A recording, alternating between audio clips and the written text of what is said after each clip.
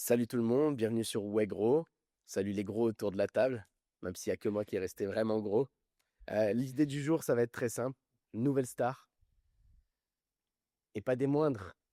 Expert des réseaux sociaux, de la brand, du content, dans sa profondeur. Donc on va rentrer dans pas mal de sujets, sûrement parfois très deep, parfois un peu moins pour que ça puisse plaire à tout le monde.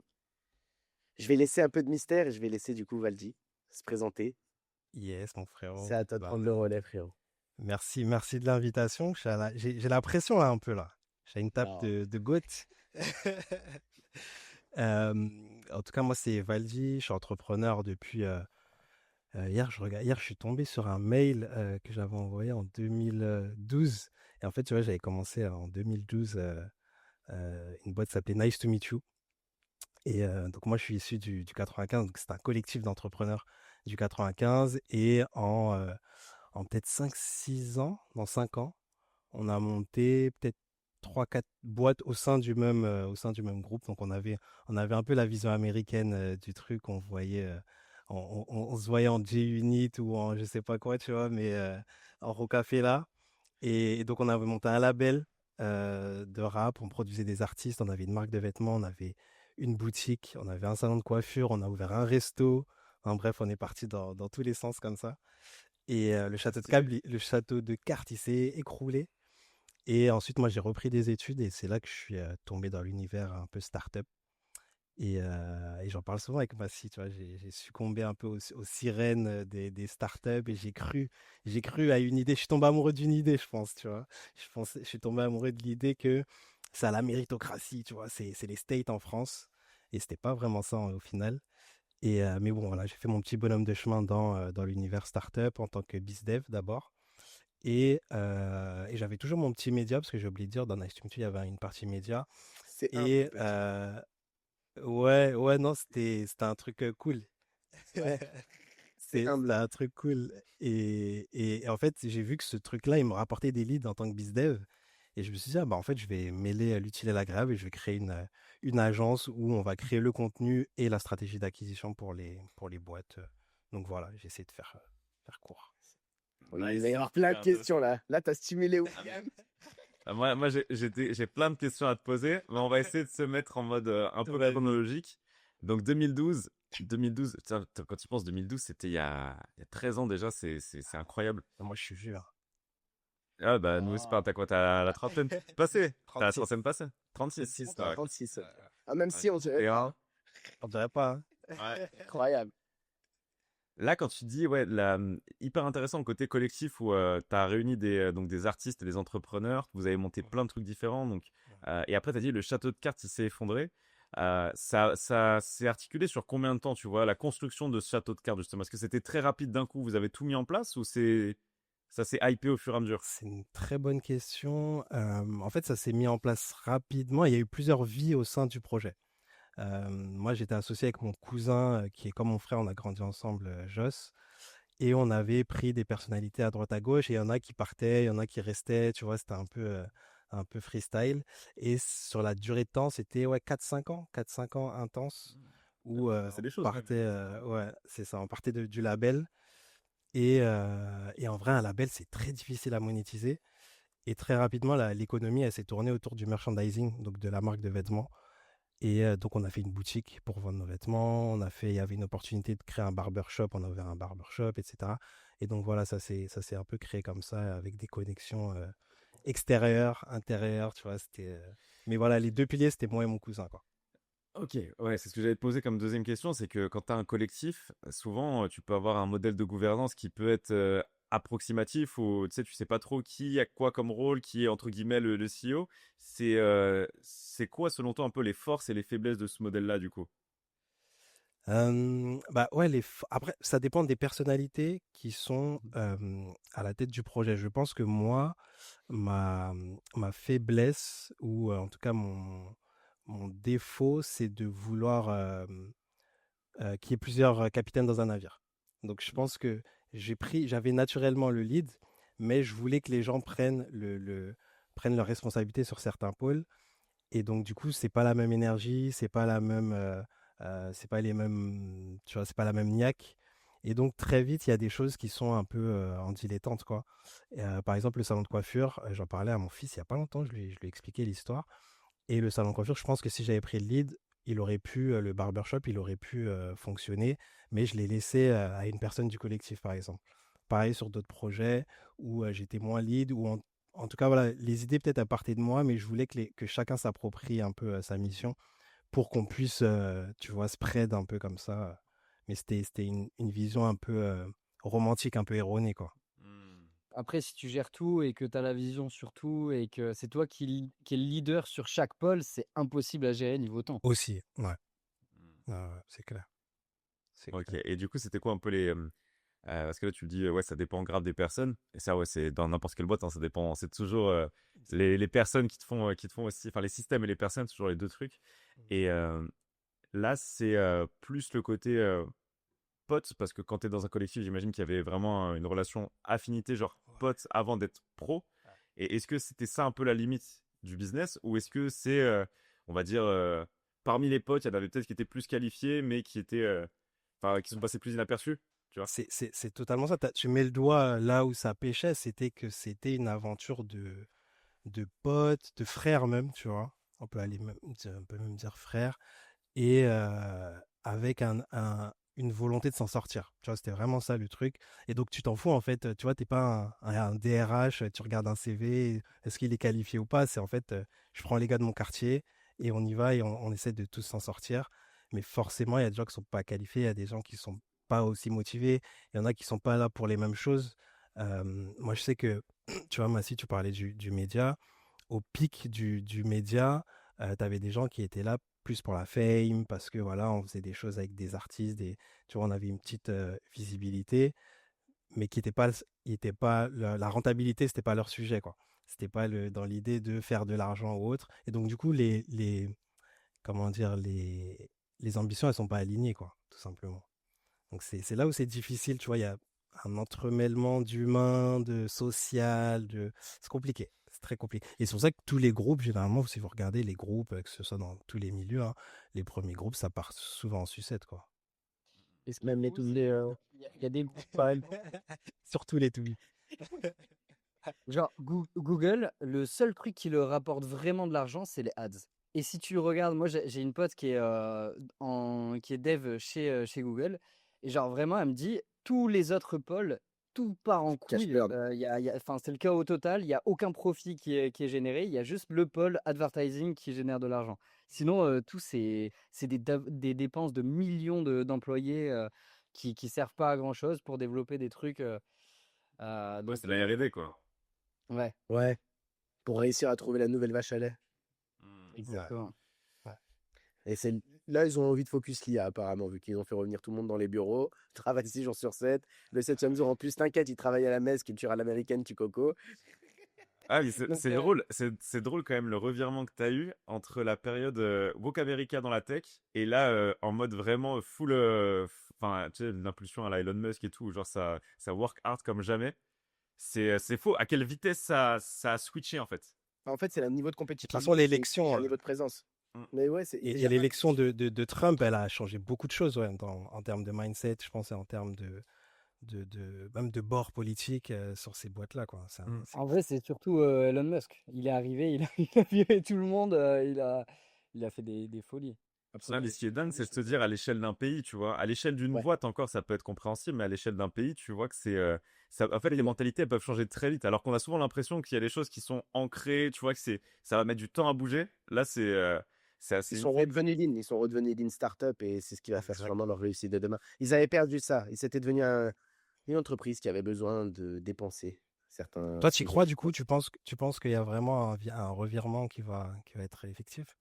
Non, je pense qu'ils vont trouver une nouvelle vache à lait parce que ça reste Google et qu'ils ont des moyens et des ambitions et des équipes qui vont permettre de. Après, qui est le nouveau leader de demain? Peu importe. Ouais. En Non, vrai. pas forcément Google, sur les États-Unis, sur Ah, le pays. Toi, tu penses? de toute façon, moi je pense que la dédollarisation, elle va continuer, donc ça va être chaud, hein.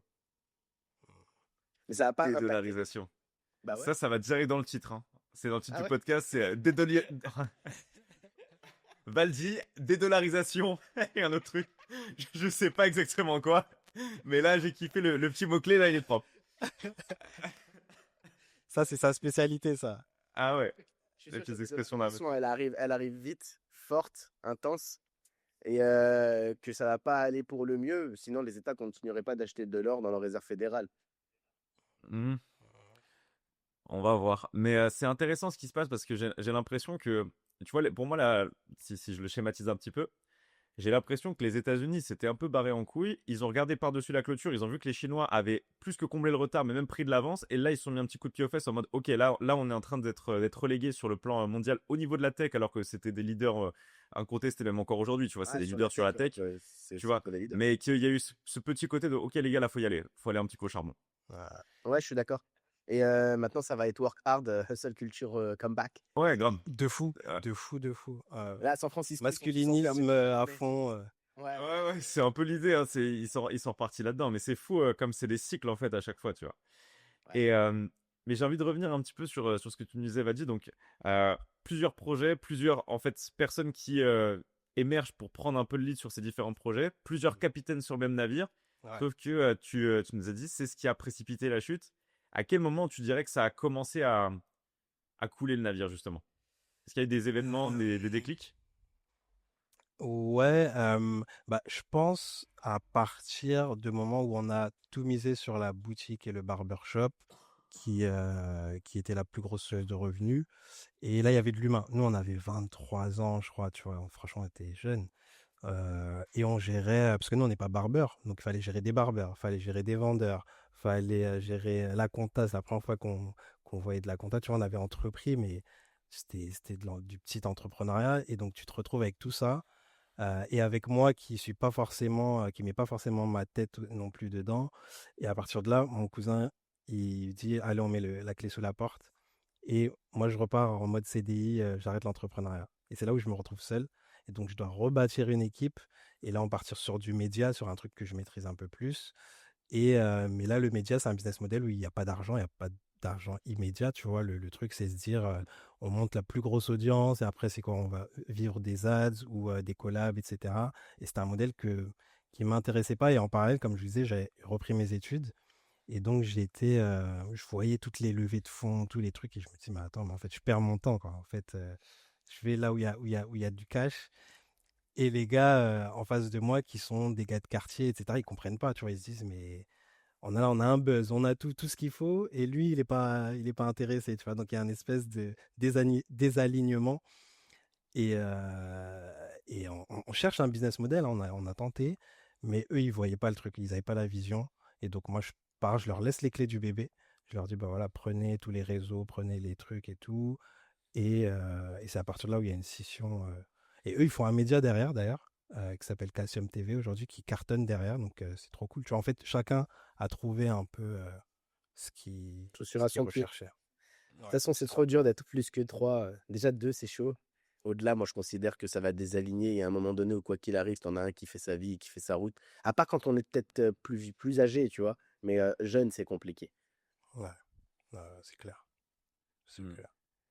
Ouais, Donc, c'était une bonne base. voilà. Et Du puis coup, après, moi, après, je rebâtis à partir de là, ouais. Je rebâtis à partir de là.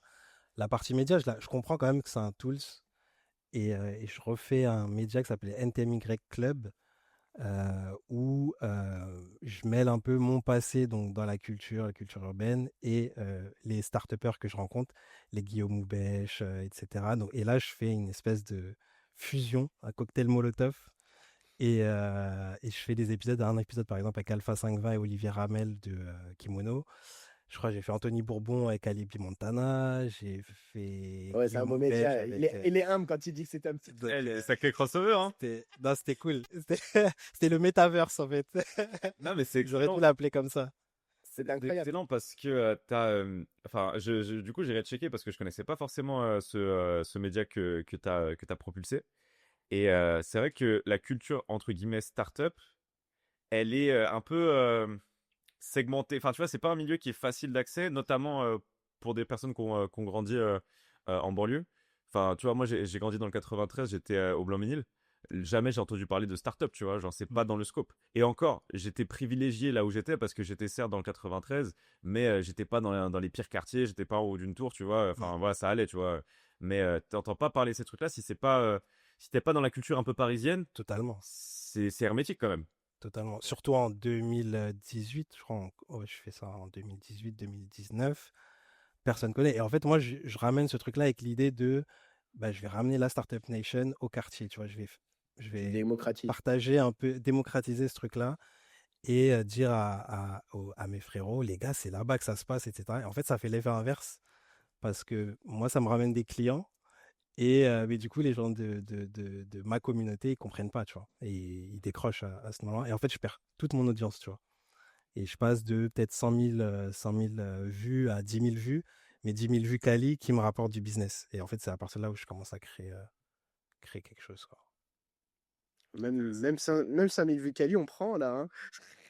Ah, Grave, grave. et comment tu l'as vécu justement? Parce que tu vois, souvent, tu as des personnes qui peuvent un peu s'oublier dans les vanity metrics, c'est-à-dire de se dire que l'important c'est de faire des vues, tu vois, et d'avoir ça comme KPIs en tête. Toi, tu arrives, tu as une vision, mais ta vision, tu vois, dans les chiffres, tu vois que ça divise par 10 ton audience qui te regarde. Est-ce qu'à ce moment-là, tu prends un peu peur ou est-ce que tu es confiant, tu es en mode ouais, je sais que ces 10 000 là, c'est full quali et ça va le faire? Bah non, moi je vois mon compte en banque monter, donc forcément je me Ouais. dis bon bah tu vois, je suis entrepreneur et T'as pendant pas des perdu années, la... c'est ça, tu vois. Et puis pendant des années, je fais un truc qui me rapporte peu. Là, tu vois des sommes intéressantes, bah forcément, ouais, tu vois le truc, quoi, tu vois, et tu fonces. T'as été dans le bon Fameux, sens, oui. C'est pas con. Hein. fameux paradigme de Tougan, là, du prestige versus le Ouais, profit, tu vois. c'est ça. Et de pas chasser le prestige, plutôt chasser le profit parce que le profit finit par t'amener le prestige. Mais tu vois, au final, c'est intéressant, mais il vous a pas donné la suite, Valdi, parce que maintenant, il fait d'autres choses encore. Mais en fait, c'est le passé qui l'a fait faire ce qu'il fait aujourd'hui. Mais c'est bien, on va y Ouais. venir. Mais moi, j'ai une question, du coup, je me permets parce que j'en Ouais. parlais avec, avec un pote il y a pas longtemps. Et en fait, là, il y a une vague d'entrepreneurs qui disent, voilà, avec très peu de vues, tu peux faire beaucoup de clientèle, etc.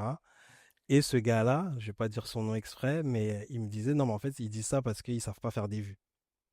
Donc, qu'est-ce que vous en pensez, tu vois, sur ce paradigme de Tugan, comme tu dis? Est-ce que réellement, on est dans un truc où très peu de vues qualifiées, ou c'est un manque de skills sur le fait de générer de l'attention?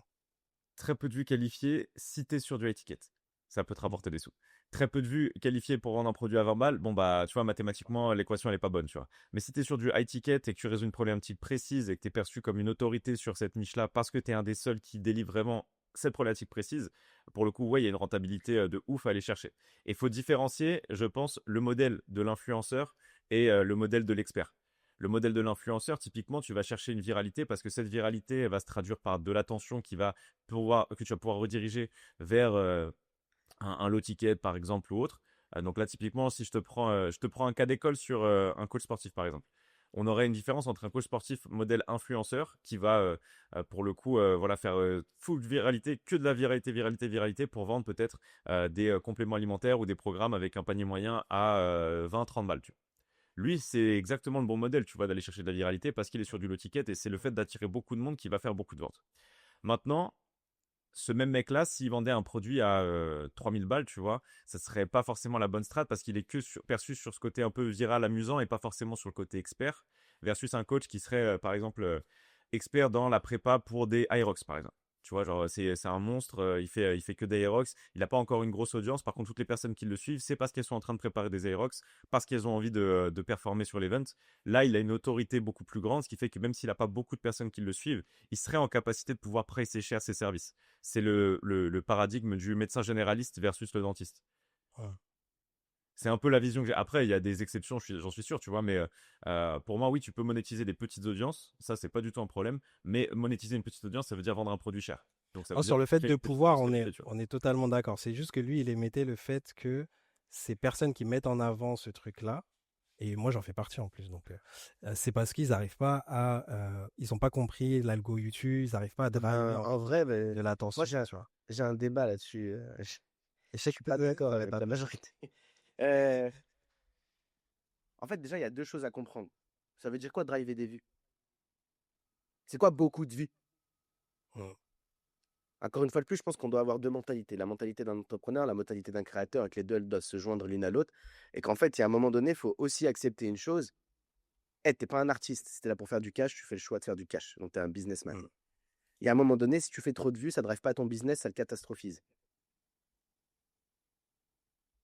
Donc, au bout d'un moment, les gens qui te disent ça, j'ai envie de te dire qu'à mon avis, celui qui t'a exprimé ça, il vend son pain. Tu vois? Et comme c'est un bon boulanger, il va pas dire que le pain de la boulangerie d'à côté, il est meilleur. Par contre, je pense qu'il a un problème d'alignement des intérêts communs et qu'en fait, il n'est pas en train de répondre à la bonne question. Lui, il pense qu'il veut vendre de l'attention, mais en fait, il y a des gens qui s'en foutent de l'attention, tu vois.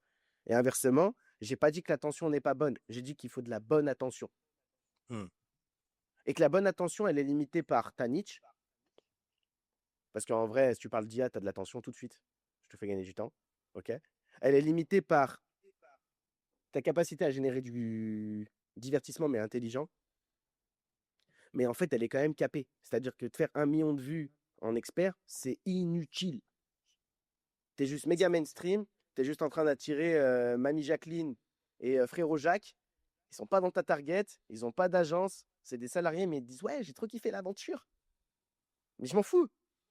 Je suis entrepreneur là, je suis pas créateur et je vais ranger l'ego du créateur qui kiffe buzz et je vais me mettre en mode entrepreneur. Et en fait, un entrepreneur, il y a des moments où il a besoin de générer plus d'attention. En fait, ça dépendra de la capacité qu'a sa boîte à absorber l'attention et à la transformer en cash money.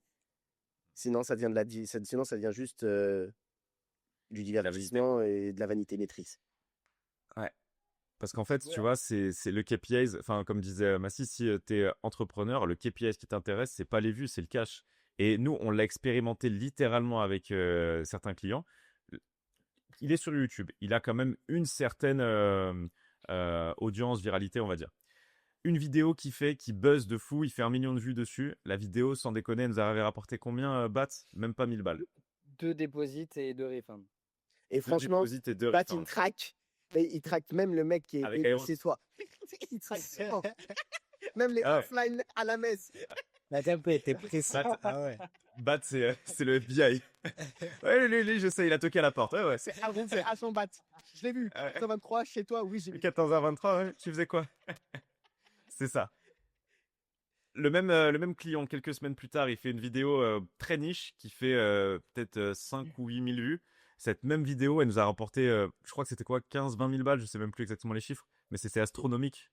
C'était non, c'était plus de 40 000. Mais en gros, Ah, 40 000 carrément. ouais, c'était Pas de n'importe refund. quoi la différence.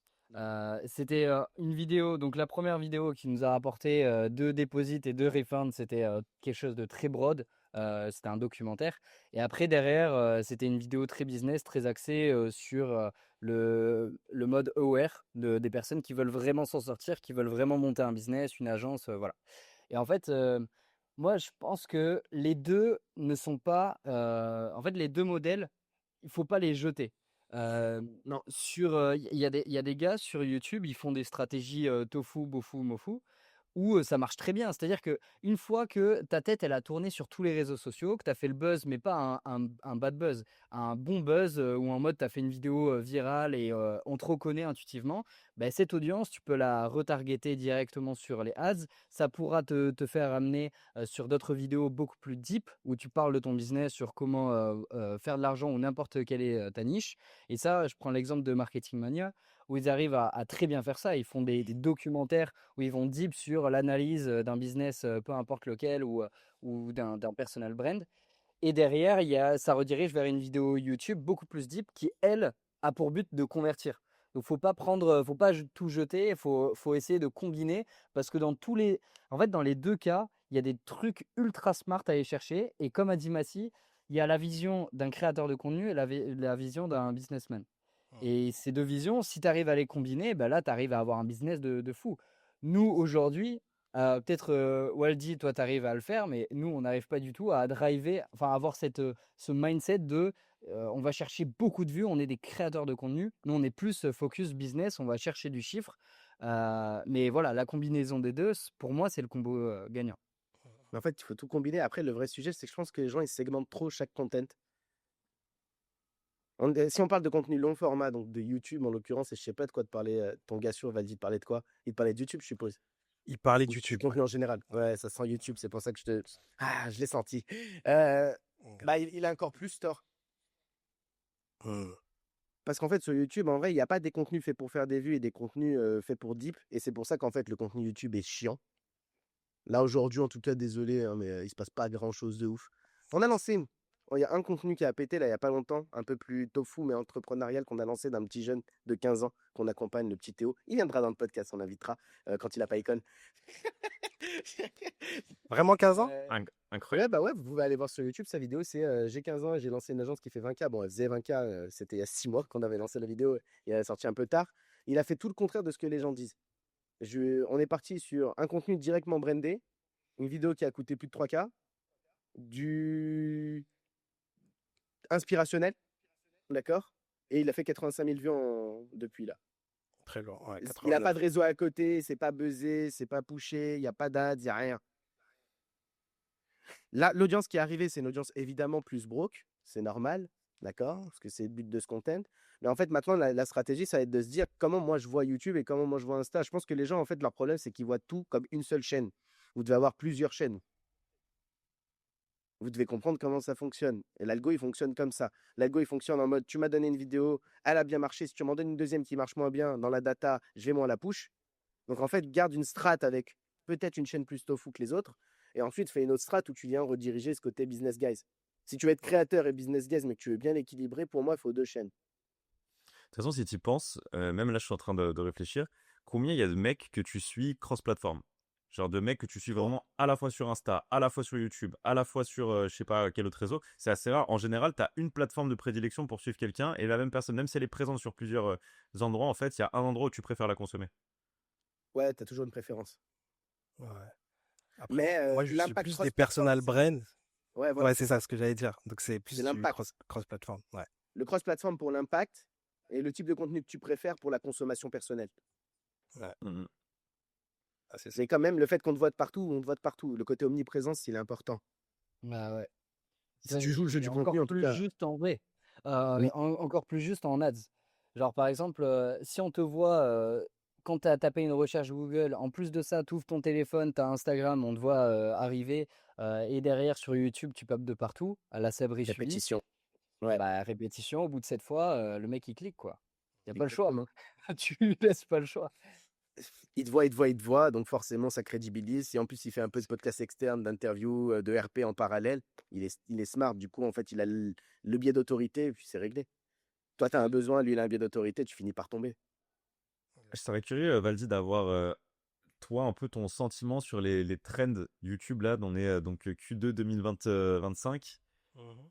milieu du Q2, fin du Q2. Est-ce que toi, il y a des trucs que tu vois, qui ont été surexploités par exemple et qui marchent plus trop, ou un retour aux sources sur certains trucs, tu vois un petit peu, justement avoir un peu ce regard de l'expert, l'œil de Et l'expert, tu vois, c'est un avant peu le feedback, comme si on était à l'afterfoot là, tu vois. avant le feedback, présente-nous Code Media en même temps, ça te fait une bonne impro, je pense. Yes. Donc, code et médias. Ouais, du coup, bah, moi, si toi, tu as connu la version avant qui était Blend Creative, où je m'étais lancé, bah, après l'aventure dont je vous ai pas partagé les grandes lignes, je me suis lancé avec une agence. J'ai lancé une agence qui créait le contenu et la stratégie d'acquisition. Donc, on liait vraiment les deux. Donc, on te faisait des packages de trois vidéos et ensuite, on te faisait de la prospection automatisée, plus orienté LinkedIn parce que moi, j'ai fait beaucoup de prospection LinkedIn. Et en fait, notre focus, il était sur la qualité de la prod. Parce que mon associé, c'était un réalisateur de films, c'était un mec qui a fait des clips, etc. Et donc, on s'était dit, OK, on va réussir à productiser l'agence, donc à automatiser un bon nombre de tâches pour baisser les coûts. Et en fait, on faisait une vidéo qui, en agence classique, peut coûter 10, 20K. On la faisait à 3 000 euros, en gros. Et on est parti de ça. Et donc, notre idéal, donc, on n'était pas en fait aligné avec le marché. Notre idéal, c'était faire le plus beau contenu, le plus divertissant, etc. En se disant, on va te positionner en expert de ton marché, tu vas avoir de l'autorité, etc. Et c'était peut-être un calcul un peu trop ambitieux, en tout cas pour le marché FR. Et donc, on a pivoté. Et sur Code et Médias, aujourd'hui, le focus, il est sur la volumétrie et justement réussir à créer des leaders sur leur secteur, mais avec, on parlait de cross-canal, avec une stratégie un peu plus cross-canal, quoi. Et donc, Code et Médias, aujourd'hui, c'est ça, on part d'un format long, on va faire du repurposing dessus. Là, je suis en train de voir, parce que moi, j'habite en Égypte, donc je suis en train de monter un plateau. Massif, je t'en ai même pas encore parlé, je crois. En plus, je suis en train de monter un plateau de monteurs Et l'idée, c'est de demain, un contenu long, on peut en faire 100 shorts par mois, par exemple. Tu vois, je sais pas si vous avez suivi un peu les tendances. Tu parlais de tendance, William. Il y a la tendance un peu de Whoop avec Iman Gadzhi. Il y a School, etc. Ouais. Il y a Clip Farm. Je sais pas si vous avez vu Clip Farm qui a été lancé T'es pas, j'ai pas vu. par le mec d'Océane, une youtubeuse, Le Motif, qui est un producteur de rap. Et il a lancé Clip Farm. En fait, tu mets ta vie de ton podcast et tu as une foulée de monteurs qui va venir et tu les rémunères uniquement à la performance. Eux, ils vont venir, ils vont faire des shorts, ils vont les mettre sur TikTok, sur Instagram, etc. S'ils atteignent le nombre de vues que tu souhaites, donc peut-être 100 000 vues, là, eux, ils reçoivent leur paiement. Donc, il y a quelque chose qui se passe en termes de volumétrie. Et je pense que j'ai envie de prendre la vague et de pas louper le coche. Pareil, c'est des choses qui viennent des États-Unis et toujours en France, bah, il y a ce 5 ans de retard, malheureusement. Et donc, c'est un peu ça, moi, que je verrais en tendance là en ce moment. Et Avec des plein de comptes choses, sous niche, les plein de comptes sous niche qui c'est sont ça, pétés, émerger un exactement. créateur Des comptes sorti de nulle fans, part. etc., sur Ouais. Instagram, etc. Ouais, Après, qui ramènent toutes à la VSL. Et Iman Gazis, ce qui est intéressant. Donc, moi, je m'intéresse ça fait pas très longtemps que je m'intéresse à l'infoprenariat. Pour être Massy, j'en parle souvent avec Massy. Et en fait, je trouve que c'est des génies, les gars, tu vois. Ah, Sur certains tu trucs en vois? termes de marketing, tu vois, Iman Gazzi, ce qu'il fait, il utilise plus la VSL avec la prise de rendez-vous. En fait, sa VSL, elle est sur YouTube. Fin, tu vois. Et derrière, tu as un lien et tu prends rendez-vous avec un de ses sales. Et il y a tous ces comptes un peu fans qui renvoient vers le YouTube et donc qui favorisent l'algo, parce que l'algo YouTube, il est content. Il y a plein de vues qui viennent d'un peu partout. Et donc, la vidéo, elle va faire beaucoup plus de vues et elle va driver beaucoup plus de ventes. En tout cas, dans le haut du funnel, vous allez avoir beaucoup plus de leads et après, derrière, bah, c'est à eux de transformer, quoi. Par Je contre, trouve ça tu hyper récupères, intéressant. tu peux pas récupérer les emails et donc du coup, tu peux pas exploiter le levier des emails. Donc, Ouais, mais c'est en Si fait, tu as le lien, théorie. t'as le lien YouTube, en fait. Tu as le lien T'as un YouTube lien, où tu as le mais en fait, Calendly ou le. Tu vois. oui, t'as moins de data, mais en fait, c'est la théorie de l'open world versus le closed world marketing. C'est en ce moment le nouveau sujet. C'est aux US surtout, c'est un petit peu en avance pour les FR, je pense, mais le closed world, on le connaît tous, c'est tous nos funnels, divers et variés. Ça peut être du Webby, du challenge, du VSL, peu importe. Et l'open world marketing, c'est vraiment de laisser la liberté à tout à chacun de revenir chez toi s'il en a envie en créant un écosystème où il vient se balader. Ouais, mais du coup, t'incites à la distraction. Sur YouTube, si ta VSL, D'accord. elle est dessus, bah, tu as 15 milliards de contenus. Pour moi, il faut un hybride entre les deux. Ouais, mais c'est vraiment. En fait, là, tu es en concurrence avec toutes les vidéos qui ont été poussées par l'algo sur ce que tu préfères toi, donc ce que préfère Ouais. le visiteur. Alors que sur un tunnel VSL, je vais prendre un exemple très concret. On a lancé des ads il y a très peu de temps. Et en gros, ce qui s'est passé, c'est qu'on était à 100 euros par rendez-vous. Étant donné qu'on avait un funnel VSL très lambda avec l'ALP, derrière la vidéo de vente et la possibilité de réserver un appel directement. Il y avait pas de temps de latence entre le bouton qui apparaît au bout d'un certain moment. J'ai changé juste cette métrique, donc il n'y avait aucune possibilité Ce soit autre chose. de rediriger vers autre chose. Il y avait juste le bouton pour réserver son appel. Enfin, il y avait juste la VSL. Et à la fin, quand William parle du call to action, là, il y a le bouton qui apparaît. Juste en changeant ça sur le funnel, ça nous a fait diviser par 10 le coût par rendez-vous. Hmm. Donc, en fait, cette notion de distraction, et c'est comme, est-ce que tu vas avoir des leads qui sont, à mort de leads alors qu'ils sont pas forcément Non. quali, je sais pas, tu vois? Ouais. Non, Mais ça à fait que du contrario, tu casse-code, vois, perte de temps, tu vois. Ouais. à contrario, la distraction, tu peux y opposer aussi le fait que tu rentres dans un écosystème, comme Massy disait, tu consommes une vidéo de plus de 10 minutes d'Iman, tu vas tomber sur toutes ces vidéos-là et tu vas rentrer dans sa boucle, tu vois, dans son écosystème et tu vas peut-être jamais en sortir, quoi. Et au Mais je final, mettrais quand peut-être même qu'un une jour, tu VSL vas sur une arriver LP, moi. En gros, je trouve qu'il faut un hybride entre l'open et le close world. Alors, à la limite, la captation du mail, c'est un vrai sujet et je pense que sur du très high ticket, on n'en a pas besoin. Mais en tout cas, sur du vraiment high ticket, pas des deux trucs 2, 3, 4, 5K, tu vois. Mais quand tu commences à vendre des grosses formules, 20, 30, 40, 50, 100K annuels, tu peux te permettre de te dire, OK, c'est pas une nécessité. Mais je pense que l'avant, c'est quand même bien d'avoir une VSL et une LP, mais c'est quand même bien aussi d'avoir un écosystème contenu que tu vois comme justement comme un univers digital, tu vois. Mmh. Ouais, mais il y a le pôle production de contenu pour attirer l'œil, Je suis et d'accord. derrière, t'as le pôle Conversion. conversion pure. Voilà, Ouais. c'est avec. C'est pour ça que je t'ai dit, avec- regarde une VSL. Elle a pour but de Ouais, transformer les gens qui ont eu de l'attraction et de faire en sorte que ça vienne exactement. vraiment chercher le rendez-vous, tu vois, quand même. Faut diviser les deux pôles. Les deux pôles sont complémentaires, mais il faut les diviser. Et c'est deux Je suis d'accord. expertises complètement différentes. Ouais. Mais eux, ce qu'ils disent, c'est que sur YouTube, c'est vraiment une VSL. Donc, ils essayent. Bon, après, c'est pas optimal, mais ils essayent de disqualifier aussi pendant la vidéo en disant, bah, si tu fais pas 30K par mois, cette vidéo, Mais tu as toujours les touristes et les etc. curieux qui cliquent quand même. Bah oui, forcément. Et en fait, après, lui, je comprends parce qu'il joue sur un nouveau jeu. Et en fait, faut toujours comparer. C'est pour ça que j'ai bien dit, sur un funnel très à étiquette, par contre, versus. Enfin, Iman, je pense qu'il rentre de moins en moins dans des trucs à étiquette parce qu'il devient de plus en plus mainstream et qu'il veut faire de plus en plus de cash. Donc, il veut faire plus de cash en étant plus mainstream, il arrive dans l'univers des SaaS. Dans l'univers des SaaS, il génère une attention qui a une conversion qui est différente, un chemin d'action et d'achat et un parcours utilisateur qui est différent. Parce qu'ils ne vendent pas le même type de produit ni le même type de pricing. Ouais, ça Donc, au final, c'est un autre jeu de stratégie. Il faut comparer ce qui est comparable. Donc, il faut toujours comparer l'offers final dans ses paniers moyens, dans son positionnement, etc., versus la stratégie qui est mise en. Et si tu es ultra mainstream, c'est normal que tu vois ça aux US, c'est que tu as Hormozy qui commence à rentrer dans l'ultra mainstream, tu as Iman, et tu en as d'autres qui le sont déjà, tu vois, les anciens un peu plus classiques, etc. Et en fait, c'est normal qu'ils soient dans une stratégie où eux, leur nouveau jeu, tu vois, c'est juste d'apparaître partout. Ouais. Tu fais pipi de Ouais, caca c'est sur justement. Instagram, tant que tu buzzes, il va apparaître avec Watt. Tu comprends? C'est quand tu vois MrBeast qui est en train de faire un Aston Kutcher, c'est pas pour rien. Parce qu'en fait, lui, il veut juste apparaître partout, là où il y a du buzz. Mais c'est pas une strate d'entrepreneur qui est en train de vouloir conquérir son marché. C'est plutôt une strate d'un mec qui veut conquérir le monde avec un monoproduct un peu plus accessible. J'ai un débat sur ça. En gros, j'étais en train de parler avec Mike, donc l'invité Ouais. qui était là la semaine dernière. Et en gros, on commençait à parler de Whoop avec les clippers, avec toutes les personnes qui vont faire des shorts sur des personal brands. Euh, Moi, Moi, j'aime pas. comment je vois la répercussion de ça, c'est je vois des plateformes complètement polarisées par les plus gros acteurs du marché. En gros, Ouais. il y aura vraiment, c'est comme Elysium, mais sous forme de réseaux sociaux. Tu as les grosses personal brands qui vont exploser littéralement. Pourquoi? Parce que les clippers, quand ils vont faire un short sur une personne déjà connue, ben forcément, il y aura d'un coup plus de vues parce que le personnage est familier.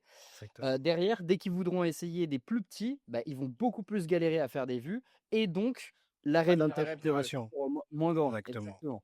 Exact. Et sachant qu'ils sont payés sur les vues, à partir de 1 million de vues ou de 100 000 vues, et ben, ils ont une certaine com. Je ne sais pas du tout le modèle de REM, mais là, il y aura une polarité sur des personal brands déjà existantes. Donc, tu as tous les mecs, Les donc gros. Iman Gadzhi, Hormozy et tout, qui vont littéralement exploser et ça va être beaucoup plus difficile pour des nouveaux arrivants de commencer à exploser sur les réseaux. Ouais. Mais c'est pour Qu'est-ce ça que que vous nous, en notre pensez? thèse, c'est ça, c'est se dire, moi j'ai des clients qui m'ont formulé, qui sont plus ou moins dépendants de l'ADS et qui me disent, bah, demain, si on a cette stratégie de clipper, nous, on peut diminuer nos coûts d'ADS, tu vois, peut-être de moitié, quoi. Et avoir aussi l'équivalent en organique. Donc, c'est un test, hein, c'est un pari à tester.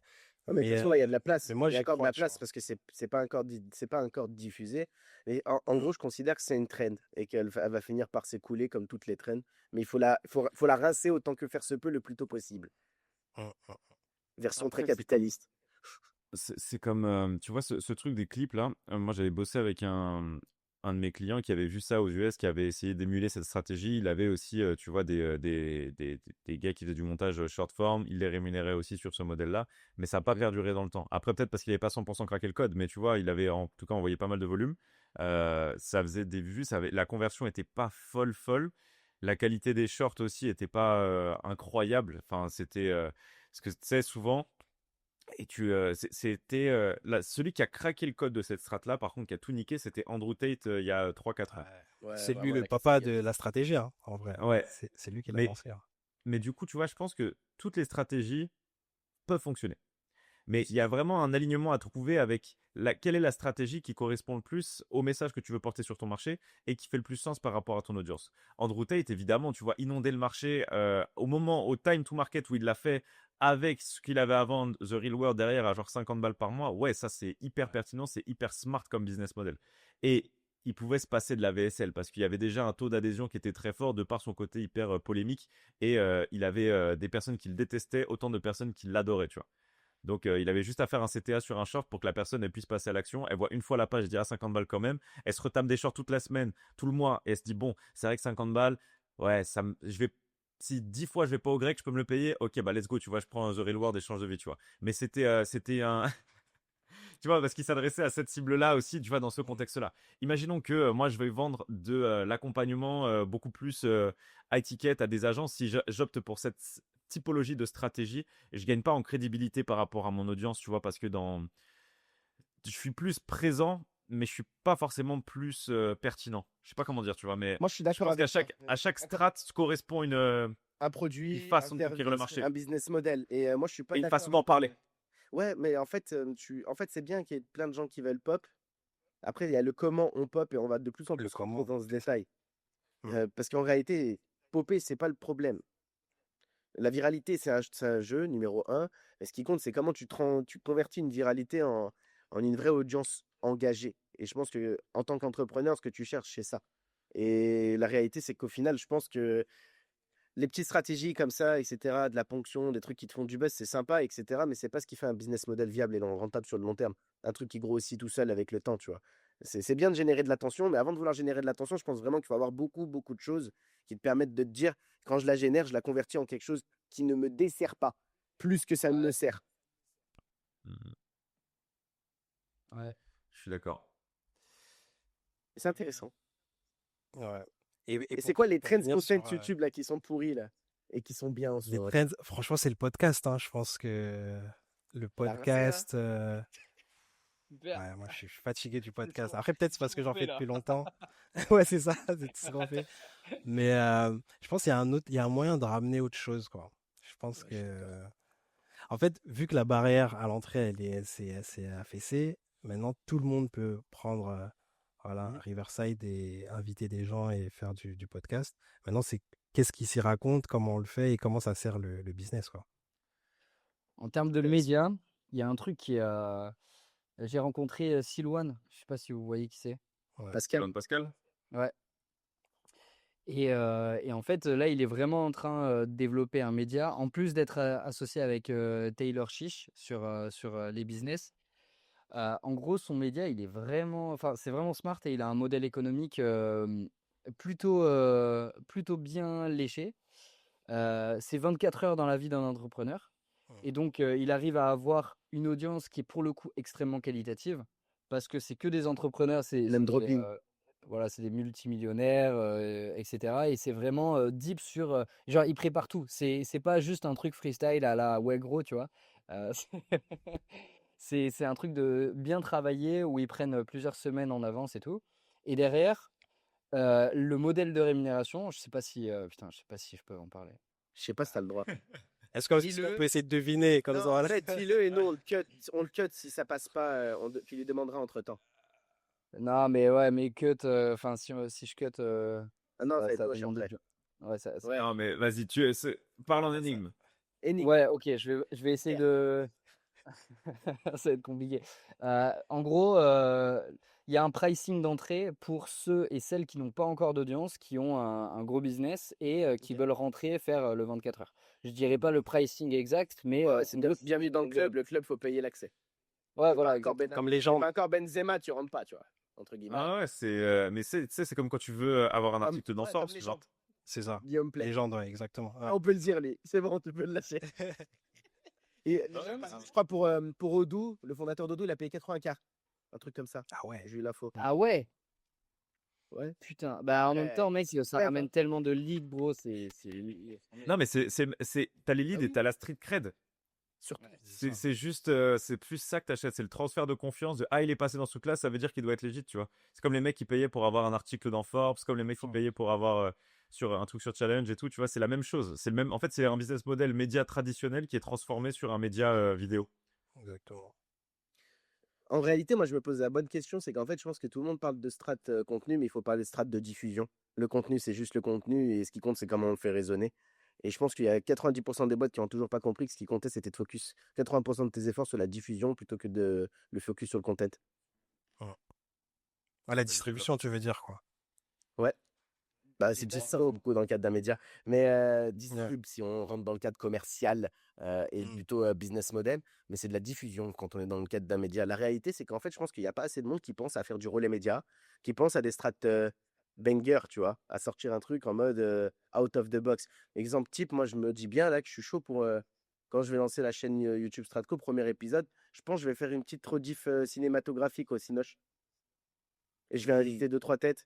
Et après, ça fera caisse de résonance. Je vais les utiliser. Je vais mettre un gars sur le RP du type j'ai un pote dans la com ou n'importe quoi, qui a une énorme audience. Je vais faire résonner le lancement et ça buzz. En fait, la viralité, ça se construit selon moi. Mais ça peut se construire intelligemment et t'es pas obligé d'utiliser des strates de multi-monde qui vient communiquer à ta sauce avec plein de micro-comptes. Ça, c'est plus de la strate masse funnel. Et je pense qu'on peut bien réfléchir à des stratégies de diffusion qui sortent des lots, tu vois. Et on a une boîte Mais, qu'on accompagne qui est en boss qui est spécialisée là-dedans en plus. mais de manière générale, hein, c'est ce que je vois dans la sphère business, c'est que tout le monde se copie et donc il y a très peu d'originalité. Moi, venant de la sphère rap, où t'as chacun, il va penser une stratégie en fonction de son Bah, album, tu vas en sa fonction de sauce. son truc. Ouais. C'est ça, tu vois. Et chacun va ramener un nouveau truc. Et au final, tu vas te retrouver avec une pléiade de stratégies. Et si tu veux reprendre un truc, tu peux piocher à droite à gauche. Mais là, c'est tout le monde a les mêmes chaînes YouTube, a les mêmes Bah, podcasts, a les mêmes miniatures, a les mêmes intros, a les mêmes. Tu vois, c'est un truc de fou, en fait. Long sujet sur lequel j'ai saoulé Valdi pour. Et c'est pour ça que c'est un ça, plaisir de bosser avec toi, tu vois. On est parlé, alignés sur ça. on en a parlé il y a pas longtemps j'y pense parce qu'il y a la monteuse qui a commencé à faire des shorts pour Wegro et elle a ressorti le truc où on parlait du gimmick de l'authenticité. Mm.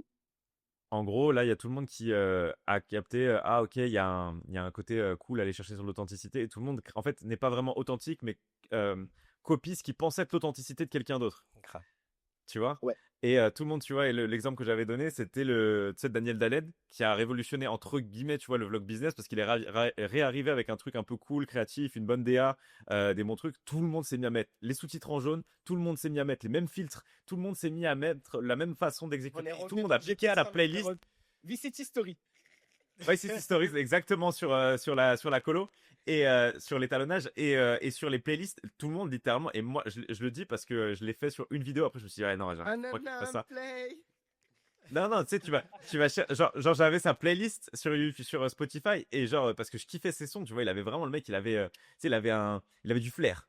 C'est ce que j'appelle avoir du flair, tu vois. Genre il avait les bons trucs au bon moment, tu vois, le mec était cool, tu vois. Et tout le monde s'est mis à faire la même chose et je me suis dit putain, mais faut pas que je tombe dans le bandwagon, tu vois, que je fasse la même chose que tout le monde.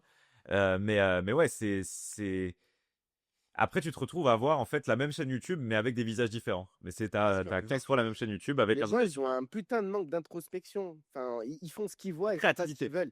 Mais en fait, la créativité, c'est juste faire ce qui est égoïstement pour toi et pas pour les gens. En fait, le problème, c'est que les créateurs, ils veulent créer pour les autres. Du moment où tu crées pour les autres, tu créeras comme tout le monde. Quand tu crées pour ta gueule, tu crées ce qui te ressemble. Ouais, ouais. Et quand Faut t'es accepter trop ça, en en mode, fait. en fait, le problème de l'entrepreneur, tu vois, je pense que c'est dans l'archétype, c'est quelqu'un qui cherche à faire de l'efficacité. Et donc, du coup, qu'est-ce qu'il va faire? Il va comparer des métriques. Il va se dire, tiens, cette vidéo-là de tel concurrent. En fait, il fait un benchmark. Mm. Il réfléchit. La réflexion, elle est outwards au lieu d'être inwards, tu vois. Genre, Alors ok, que il là, y a c'est ça de qui l'art. marche. Ouais. Mais c'est pas l'entrepreneur, c'est pas toujours un créatif. Ouais, pas Pas tous. toujours. Pas Pas tous. tous. Il y en a qui le sont, tu vois, mais pas tous. Il y en a plein Ils ont qui qu'à sont s'entourer. On est tous là autour de des cette table. optimisateurs. Tu vois ce que je veux dire? Ah ouais. Il y a du monde pour leur donner un peu. Appelez Massy et Valdi, les gars. Mais ouais, ouais, et c'est pas évident. Le jeu du content, il est pas évident parce que les gens manquent, enfin, beaucoup de gens manquent de singularité. Mm. Et Faut c'est pas pas qu'ils évident d'avoir, d'exprimer sa singularité. Bah, en vrai, je pense que tout le monde est singulier, mais les gens ont du mal à l'interpréter. L'exprimer, c'est Ouais, ça. correctement. Parce qu'en fait, ils ont leur singularité, mais ils pensent que leur singularité est ennuyeuse. Ouais. Dans la majorité Copie la des cas. singularité de quelqu'un d'autre. Ouais, Et tu as les bons entrepreneurs qui ont compris qu'un bon business, c'est quelque chose de duplicable. Et donc, du coup, t'as pas forcément besoin d'avoir beaucoup d'originalité. Et donc, ils vont l'appliquer pareil dans leur stratégie de contenu, tu vois. Ils vont se dire, ben non, en fait, On n'est il pas y a un du business boring model, il y a un business truc. au boring creator. Ouais. Ouais, mais c'est devenu ça parce qu'il y a eu trop de Ça, c'est un personal titre. branding. Ouais. On est passé du boring business au boring creator parce qu'il y a eu trop de personal brander à 2 balles. Mais en gros, la vraie question à se poser, je pense, c'est qu'il faut arrêter de brander. Parce qu'en fait, c'est au moment où tu commences à réfléchir à comment tu brandes que tu es en train de faire de la merde. La brand, elle se construit, elle s'anticipe peu. Moi, je pense que en fait, un créateur de contenu n'est pas un businessman. Et en effet, s'il veut, il ne doit pas le devenir. Et inversement, je pense. C'est faux. Parce que, mec, attends, juste, en fait, quand tu as un business et que tu fais en même temps de la personal brand, tu passes combien de temps à réfléchir sur la création de contenu? Est-ce que c'est pas 90 ou 90-10? Bah, En le vrai. problème, c'est ça, en fait. Du coup, ton problème, c'est ta capacité de produire intelligemment. Parce qu'en fait, tu es en train de réfléchir à ta création de contenu, c'est déjà mort. En fait, ta création de contenu, tu n'y réfléchis pas, tu la crées. Ça vient. C'est un truc qui doit faire partie de l'entrepreneur dans son Oui, mais quotidien. combien de temps tu consacres à faire ça? Parce Moi, que j'en consacre développer un rien. business, Frère, en 4 heures par semaine, je te sors que des bangers, si tu veux. Je parle oui, mais sérieux. toi, t'es Ça exceptionnel, frère. dépend du format. Ça dépend du format. Mais non, Regarde, là, en fait, ça le dépend truc, pas là, du ce que veut dire, je pense, ce que veut dire Bat, je pense, c'est quand t'es à fond dans, tu vois, ça, c'est des trucs qu'on a vécu. Quand c'est le feu sur le business, la dernière de tes priorités, c'est de créer du contenu. Mais Parce je que sais, le tu but, dois c'est de créer faire en du sorte que le contenu le business jour où tourne. tu as délégué, moi. Oui, non, attends, étape par étape. C'est pour ça que souvent, les personnes moi, que je vois super actives sur les réseaux, je On fait sais ça. que c'est plus ça leur job dans l'entreprise, parce qu'ils ont bien délégué, parce qu'ils ont des bonnes structures et tout, mais qui sont plus autant dans les tranchées, parce que le mec est vraiment dans les tranchées, à moins qu'il fasse que du vlog dégueulasse et que, tu vois, il se dit, bon les gars, là je bosse, c'est la merde. Allez, ciao. Tu vois. Bon, Mais allez, c'est son call. allez, allez, il est 7h30, je commence. Bon, bah, les gars, il est 21h, j'ai terminé. La vidéo durait 12 heures que des calls. Bienvenue dans une journée dans ma vie. 24 heures dans ma live Allez. que des calls. 24 heures dans ma life d'entrepreneur. Boring as fuck, tu vois. Boring as fuck. Ouais, les gars, bah là, du coup, je sors d'un call. Ouais, là, les gars, je suis sur Excel. Call 1 des 10, call 2 des 10. Il est 22 heures, je vais manger. Ouais. Allez, voilà. Allez, ciao. Bienvenue dans une nouvelle journée. Ok, voilà. Comme hier. Hein, n'empêche, hein. Ah ouais, non, Mais mais. c'est ça. Et combien de personnes je créateur, côtoie tu dois ici faire à Bali? Mec, attends, Merde. juste combien de personnes je côtoie ici à Bali qui ont des centaines de milliers d'abonnés? Je vois très bien leur vie. Leur vie, c'est de. Déjà, ils ont une vie qui est vraiment stylée pour le coup. Parce que quand tu ne bosses pas sur le business et sur genre le process et tout, bah, tu passes pas ton temps derrière ton ordi. Et donc, tu passes ton temps dehors à rencontrer de nouvelles personnes, à shooter du contenu, etc. Bon, ça peut plaire à certaines personnes, moins à d'autres. Mais le truc, c'est que enfin, je le vois, ils bossent pas sur leur business. Donc, soit ils ont délégué, il y a un truc, il y a un mec derrière qui bosse et qui fait toute la strat, et ça, ok. Mais si tu es seul sur ton business et que tu crées à mort de contenu et que tu as une grosse audience, ton job, ça va être de C'est- te concentrer sur la création de contenu. Rien d'autre. Mais en fait c'est une étape. Pour moi, tu peux bien créer, c'est-à-dire rentrer dans des stratégies multicanales, etc. Je pas dit ne pas avoir un petit réseau quand même qui traîne. C'est toujours intéressant au départ. Le One Place Funnel, ça marche bien. Mais en gros, derrière, si tu veux devenir vraiment omniprésent, tu dois avoir passé des étapes business obligatoires. Sinon, tu le seras, mais tu le seras comme une merde. Du coup, tu seras boring et tu feras du contenu pas ouf. Mhm. Après, c'est une histoire de skills, je pense. Parce que tu vois, je pense, Ouais. quand on parle de création de contenu entrepreneur, je pense à 2 gars. Je pense à Guillaume Houbèche, qui pour moi est très fort dedans. Et je pense à Yomi Denzel. Et Yomi, il se décrit lui-même comme un créateur de contenu. Il dit même, je suis créateur de contenu avant d'être entrepreneur. Alors que c'est un très bon entrepreneur et c'est un très bon créateur de contenu, tu vois. Et Guillaume, bah, tu vois, c'est sur du SaaS. Et lui, c'est Day One, il a fait du contenu. On a fait une interview où il explique vraiment toutes les étapes de sa création de contenu. Et alors son business dépend pas de enfin, je sais pas, sa création de contenu, mais en même temps, c'est ce qui lui a fait, c'est ce qu'il a fait percer. Tu vois. Mais oui, mais c'est C'est parce ce qu'il qu'il a a emmené plus loin. différencié sur son secteur. En fait, au début, il faut être smart. Déjà, il n'a pas créé du contenu dans tous les sens. Il est arrivé sur une plateforme facile qui était LinkedIn, où à l'époque, où il n'y avait personne, ils étaient une dizaine. Donc forcément, tu crées, tu avais toute la visibilité. Et c'était smart de le faire. Attention, je mets pas du tout ça de côté réducteur, hein, parce qu'il fallait avoir le couille de le faire correctement, première chose. Et il s'est Vidéo, servi c'est de la ensuite. vidéo en plus. Ouais, surtout. Puis après, il s'est aussi servi de YouTube et puis il a fait beaucoup d'outbound, lui, sur les premiers coups. Parce que bah, c'est son métier et ça faisait partie du sujet. La réalité, c'est que, mine de rien, plus ça s'est développé, plus le contenu s'est devenu secondaire dans son activité. Justement, il est rentré dans l'ère entrepreneuriale du mec qui a un SaaS. Je précise bien pour que les gens comprennent. Et maintenant, il peut se remettre à créer Ouais. Ouais. parce qu'il a fait ce qu'il avait à faire. Donc, on rejoint ce que Baptiste Donc disait. c'est donc c'est faisable en fait en Donc, termes de de phase. lancer, En stopper, termes de vraiment phase. reprendre. Voilà, Et voilà. c'est quand tu es concentré sur le business pour convertir, monter des boîtes, structurer ta boîte, T'as recruter pas de des time. personnes. C'est le day-to-day d'un entrepreneur en soi. Ben, t'as Ouais. pas du tout le temps. Et là, on a la preuve des choses. Un Guillaume Moubèche qui a. Et là, elle est valo à combien? 150, 200? 200 ou 150 millions, sa boîte, elle doit déjà loin. Après, lui, il a déjà fait son exit où il a pris GM. Ils ont pris GM par tête, je crois, de tête. Ouais. Ah, Après, bordel. tu vois, c'est intéressant parce que ce sujet-là, c'est un sujet qu'on est en train de vivre en interne aussi avec Bat sur la création de contenu. Moi, j'ai l'exemple, ma femme, elle est créatrice de contenu sur YouTube depuis 2015 qu'elle est dessus, ça fait 10 ans. Et je vois exactement comment se déroulent ses journées. C'est que je shoot, je monte, je shoot, je monte, je shoot, je monte. Elle fait pas autre chose. Tous les contrats, c'est son agent qui gère la partie commerciale, tu vois, enfin voilà, les partenariats, tout ça. Mais et c'est une top entrepreneuse, hein, elle est super forte dans ce qu'elle fait, mais 95% de son temps, c'est que shooter, monter, et oui, et scripter évidemment, tu vois, mais c'est que du créatif pur et dur. Ce qui fait que ça cartonne, et ce qui fait qu'elle a une traction, ce qui fait qu'elle connecte super fort avec son audience, etc. C'est que si tu le fais à moitié, bah, t'as que la moitié des résultats, tu vois. Et là, c'est ce que, tu vois, moi, dans la boîte avec Bat, on s'est dit que j'allais prendre vraiment la partie, le pôle création, tu vois, de contenu, et que j'allais principalement moi faire que ça. Bah là, je le vois quand je dois à la fois shooter des vidéos, en même temps faire des coachings avec les équipes sales, en même temps interagir avec les clients, en même temps, tu vois, en fait, tu te rends compte que tu sacrifies des choses. C'est pour ça qu'il y a Code Media. T'as des clés C'est magnifiques. Bon, voilà, C'est ça. tous ceux qui auront les mêmes problèmes que ce C'est- gars-là, vous rejoignez les gars là. Mais non, c'est vraiment On va- positionné sur ça, tu vois. On s'est va dit, parler, en fait, Valdi, après. Ouais. On s'est dit On va que les discuter après, entrepreneurs, ils cool. sont pas créateurs de contenu Moi, j'ai le et les titre créatifs, ils créé, sont pas Valdi, entrepreneurs. frère, il se débrouille, C'est ça, il tu vois. distribue, C'est ça. il monte, il fait les trucs. Et je regarde même pas le contenu tant qu'il est même pas avant de sortir, je veux pas le voir.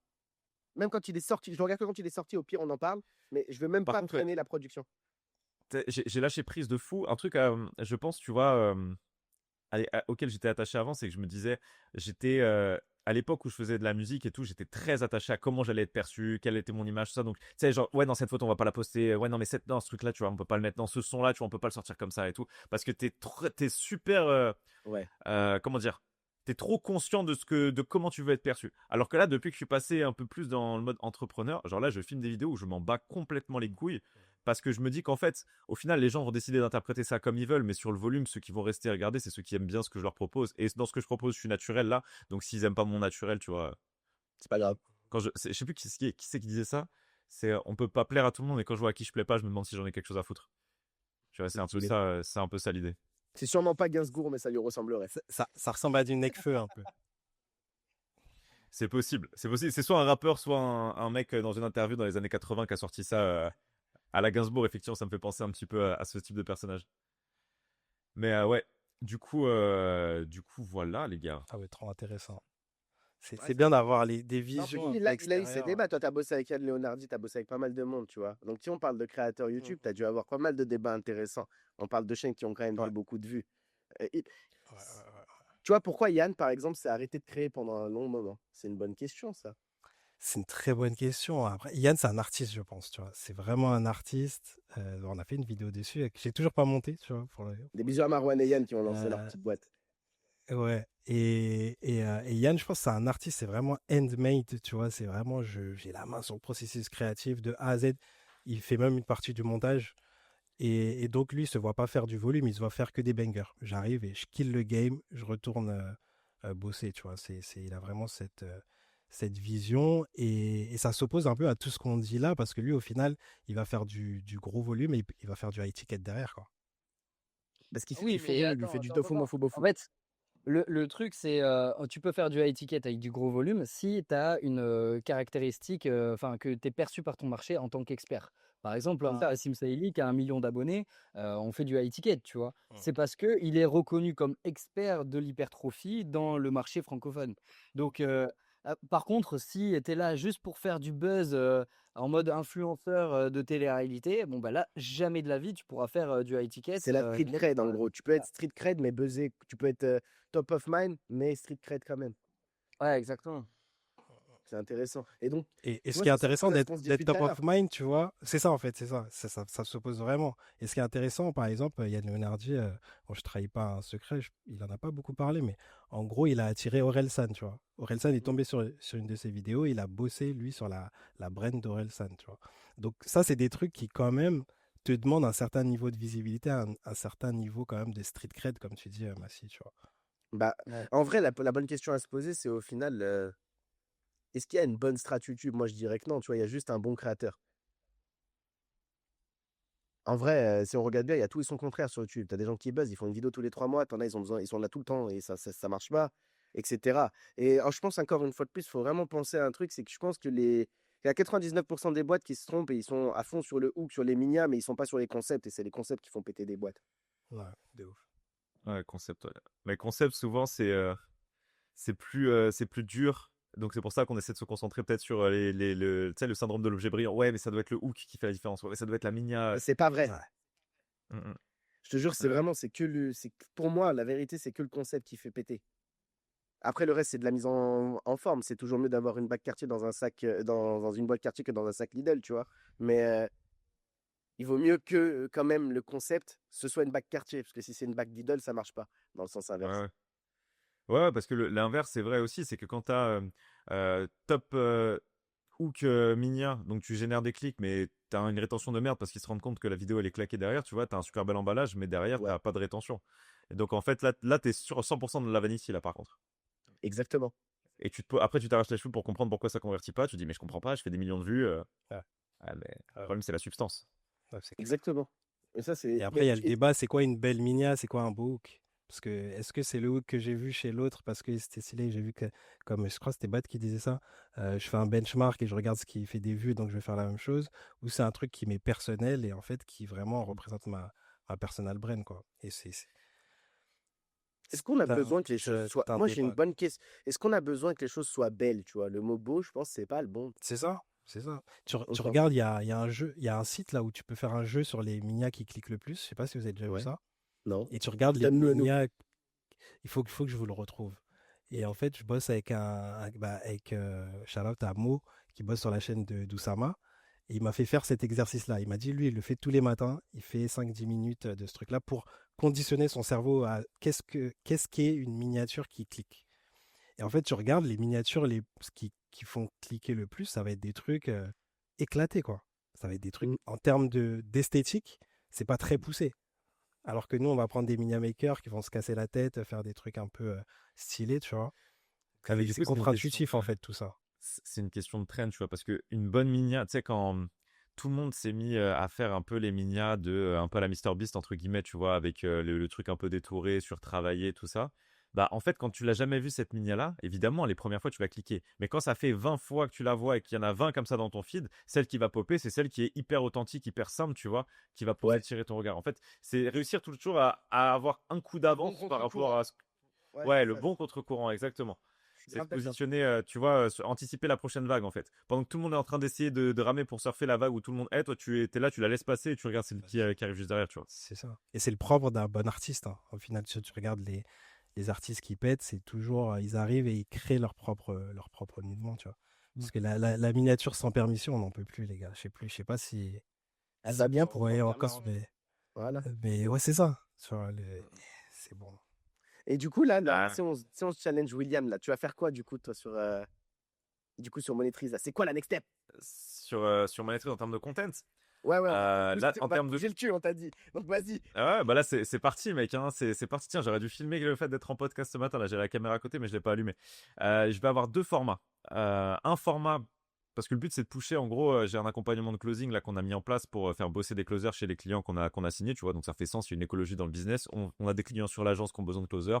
On forme des closers, on les fait bosser et des setters. Donc tu vois, il y Il y a une logique. Donc le but, c'est avant tout de pousser l'accompagnement de closing. Donc j'aurai des vidéos de valeur qui parlent de closing et je vais avoir ce que j'appelle des value vlogs où je veux un format vlog, mais je veux pas que ça soit juste un vlog genre télé-réalité, tu vois. Je veux que ça soit un vlog où je vais partager un petit peu des réflexions sur le business, pas que sur le closing, mais tu sais, un petit peu plus genre que tu t'identifies plus à comment je pense, comment je vois les choses, tu vois, avec entre guillemets en tout cas ce que je pense être ma singularité.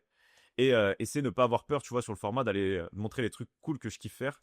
Genre ça va parler de sport automobile, mec, ça va parler de trucs, tu vois, qui seraient pas dans une stratégie. On dirait ouais, mais c'est un peu, si tu parles de ces trucs-là, ça va un peu, l'audience elle saura pas trop pourquoi elle regarde ça. En fait, je m'en fous, tu vois. Ok. Genre je vais parler de ce qui me fait kiffer. Avant tout un peu de business, mais il y aura des trucs autour. Et c'est William qui fait du business et c'est pas juste le business de William. Ouais. C'est mieux. C'est la bonne approche. Ouais. Moi, On va essayer. Après, on va voir hein, ce que ça donne. L'idée, c'est de prendre l'habitude. En fait, tout peut être filmé, tout peut être contentisé entre guillemets, mais tout ne mérite pas d'être contentisé. Tu vois. Genre, Ouais. le propre de l'artiste, c'est de savoir aussi, qu'est-ce que je vais montrer, et comment je veux le montrer. Tu vois. C'est comme un peintre. Tu vois, un peintre, il pourrait peindre n'importe quoi. Tu vois, mais c'est le regard qui va décider pourquoi je vais peindre ça comme ça. Tu vois, et pourquoi ça va toucher quelqu'un en face. ça. Et c'est quoi tes KPI? C'est quoi? Comment tu vas juger si ça marche ou pas? Alors KPIs, moi je vais être assez détaché des vues. Bien sûr, je vais les regarder, tu vois, mais je vais essayer d'en être détaché le plus possible. Ce qui va un peu plus m'intéresser, c'est l'engagement sur la vidéo. Donc je vais plus regarder si les gens commentent le contenu. Si derrière il y a des personnes qui cliquent sur le lien dans la bio pour aller voir la VSL ou autre, ça c'est des métriques qui vont m'intéresser un petit peu plus. Ok. Mais je vais essayer de me détacher le maximum de combien de vues fait la vidéo. Mais tu t'en fous en fait. Encore une fois de plus, une vidéo qui fait 200 vues et qui te fait 20 leads au début, c'est sympa. Puis après, il faut que ça monte. Mais tu peux avoir des comptes. En fait, le truc, c'est. Je pense que tu peux tout faire à la fois, mais il faut juste le maîtriser, quoi. Correctement. Mm. Faut pas que ça soit faut pas non plus que ça vous dépasse dans la boîte et que vous n'ayez pas la mesure de délivrer les gens que vous attirez, tu vois. Sinon, tu crées de l'effet Ouais, déceptif. non, non, c'est clair, c'est pour ça qu'on a bien structuré. Là, tu vois, quand je passe sur ce truc-là, là, c'est bien structuré. J'ai Bat qui prend lui en charge pas mal de choses de son côté. On a nos managers en interne que j'ai fait monter, qui vont gérer des accounts que moi je gérais, tu vois. Parce qu'au final, c'était littéralement c'est le vocal que je t'ai envoyé hier soir, Bat. Si je dois en fait prendre la charge de résoudre les problèmes que les clients sont en train de rencontrer, c'est prioritaire dans mon esprit par rapport au fait de shooter une vidéo. Donc si je me décharge de ce truc-là et je donne cette responsabilité-là à quelqu'un d'autre, mon esprit est beaucoup plus libre pour créer, tu vois, sans avoir un stress et une pression qui est liée au Ouais, business et au exactement. fait de le faire tourner, tu vois. Je comprends. Ouais, c'est pas mal comme ça dans les autres. On a des tueurs aussi en interne. Donc, Ouais, c'est pour ça. C'est un enjeu de savoir donner la Et responsabilité à ceux qui ont les épaules. ces profils-là, est-ce que vous les brandez justement? Est-ce que vous les mettez ou vous restez vous les deux visages parce que ça, c'est une stratégie auquel moi je crois beaucoup, un peu la stratégie Avengers. C'est de se dire on a deux niveaux de brand dans la compagnie. C'est on a les fondeurs et on a Les les équipes collaborateurs. aussi. Ce qu'a fait Guillaume aussi. ouais. Et ce que Théolio aussi, c'est ce qui Ouais, commence à tout le faire. temps. Ouais. Donc là, ouais, bah Enzo, il est très, il a pas mal de traction sur LinkedIn. Après, principalement, ouais, on a Enzo qui est avec nous en termes de brand, Enzo, ça me parle. Enzo. d'Amico. D'Amico. Mais c'est pas, tu penses à Enzo, je pense au mec Ah oui, de ouais. call là. Ouais. Ouais, Colucci. Colucci, ouais, Ouais, c'est ouais. ça. Et lui, tu vois, avec son bandana, il est très identifiable par exemple. Bah oui, Il a été il a fort bien dessus. travaillé sa brain. Mm, mm. C'est intéressant. Trop bien. Ok, j'aime bien ce qui va se passer là. Et Mazzi, Massi, partage-nous toi ta strat. Je sais que moi je la Massi. connais, mais Il nous Ah, tease moi, un lancement. Le lancement, et ça fait depuis le début du podcast, il nous tease. Il dit, les gars, la première vidéo, ça va être incroyable. Il est fort, hein. Il nous fait une press release. Ah, les gars. A intérêt à ce que ce soit banger. Hein. Oh. Overloop, le teasing. Ouais, il y a un open loop. Il date de octobre 2024, l'open loop. Les gars, moi, je vous ai déjà dit, je suis sur une autre échelle temporelle. Je suis rentré dans la salle du temps. Bon, pour moi, le temps s'est pas écoulé de la même manière. Référence à 2BZ pour ceux qui ne l'ont pas quand même, on sait jamais. Et l'idée, en fait, elle est simple. En vrai, sur le contenu, je suis chiant. Genre, je suis super chiant. Il peut en témoigner. Et je suis assez... Bienvenue dans l'équipe. Je trouve tout nul à chier, quoi. Vraiment. J'ai l'impression que ça exprime pas de choses profondes. Moi, en fait, j'aimerais bien briller par intellect et pas briller par fame. Oh. Donc, pour moi, c'est important d'avoir, en fait, déjà, deux chaînes. Une sur laquelle, en fait, j'ai même pas besoin d'être là, tu vois. J'ai pas besoin d'apparaître. En réalité, je pense que j'aimerais m'effacer, mais j'aimerais juste que les gens qui consomment quittent ce qui est fait. Point final. Pour vraiment revenir à l'essence même du contenu, qu'on aime le contenu, pas le créateur. Mais que par extension, on aimera le créateur qui crée le contenu. On se comprend, c'est un peu plus vicieux. Euh, et ensuite, sur ma deuxième chaîne, je vais vraiment être plutôt sur la capacité à faire de. Bah déjà, ça va être Stratco, la deuxième chaîne, tu vois. Et en fait, ce que je trouve dommage, c'est qu'aujourd'hui, des chaînes enterprise, elles puent la merde. Il n'y a rien de cool. Elles sont vraiment. Elles ont. Je pense qu'on peut mener, en gros, une fusion entre ce qui se fait de bien quand c'est personal brandé, mais le compagnie brandé pour autant. Alors, ça nécessite un peu plus de recherche et de travail, certes. Et c'est beaucoup de travail de DA surtout, je pense, et de concept. Mais les concepts, on a passé un peu de temps avec Valdi. Je l'ai saoulé, j'envoie même des vocaux à 3h du mat. Moi, C'est ça, c'est un vrai processus créatif, tu vois. créatif. C'est En fait, ça. tu commences à trouver ta DA et franchement, je pense qu'on a mis un bon 3-4 mois juste à trouver ce qu'on voulait faire. Pas ce qu'on doit faire, ce qu'on veut faire. Vraiment, c'est bizarre de dire ça comme ça. Et au final, je vais faire tout ce qui est contre-intuitif, c'est-à-dire que moi, bah, je vais retarder un max jusqu'à ce que je sois sûr de ce que je dois lancer. Et je marche comme ça. De toute façon, je marche jamais vraiment comme tout le monde. Je suis un peu bizarre. Mais moi, c'est tout l'inverse. Il faut que tout soit prêt avant que je lance pour que je lance directement et qu'en fait, après, ma créativité, elle s'exprime. Parce qu'en fait, si j'estime que j'en suis pas convaincu, je convaincrai pas les autres. Est-ce que c'est pas un enjeu de format pour toi, Massy? C'est de trouver le format qui te permet d'exprimer tout ce que tu as envie d'exprimer, tu vois, pour Alors, que ouais. Il y a eu d'abord les tu puisses concepts y aller, dans tu un vois. premier temps, parce qu'en fait, c'était un premier sujet, c'est le concept, comment dans chaque concept je rentre le fond de ce que je veux exprimer et de la pensée et le message que je veux faire passer. Hum. Donc d'abord, on a fait le sujet des concepts, après on est rentré dans le format. Et pareil, j'ai été assez challengeant sur le format, et le format c'est pareil, c'est assez particulier, mais chaque format en fait, il a une façon d'être sublimé, donc il va falloir trouver la forme d'art dans chaque format à exprimer, d'accord? Et ensuite le fond, mais le fond je l'ai, le fond c'est moi. C'est le Ouais. créateur. Donc en réalité, le fond n'est que l'extrême. Le fond, c'est la forme qui remonte à la surface, comme on le dira assez bien. Et en fait, je pense que les gens travaillent trop le fond et pas assez la forme. Et moi, je voulais vraiment remettre une forme d'art dans toute la création, que ce soit même sur la boîte ou sur la chaîne personnelle. Alors, et je voulais faire un truc assez contre-intuitif, c'est que sur ma chaîne personnelle, bah, en fait, je veux pas je veux pas qu'on me voit. Je vais être en fond.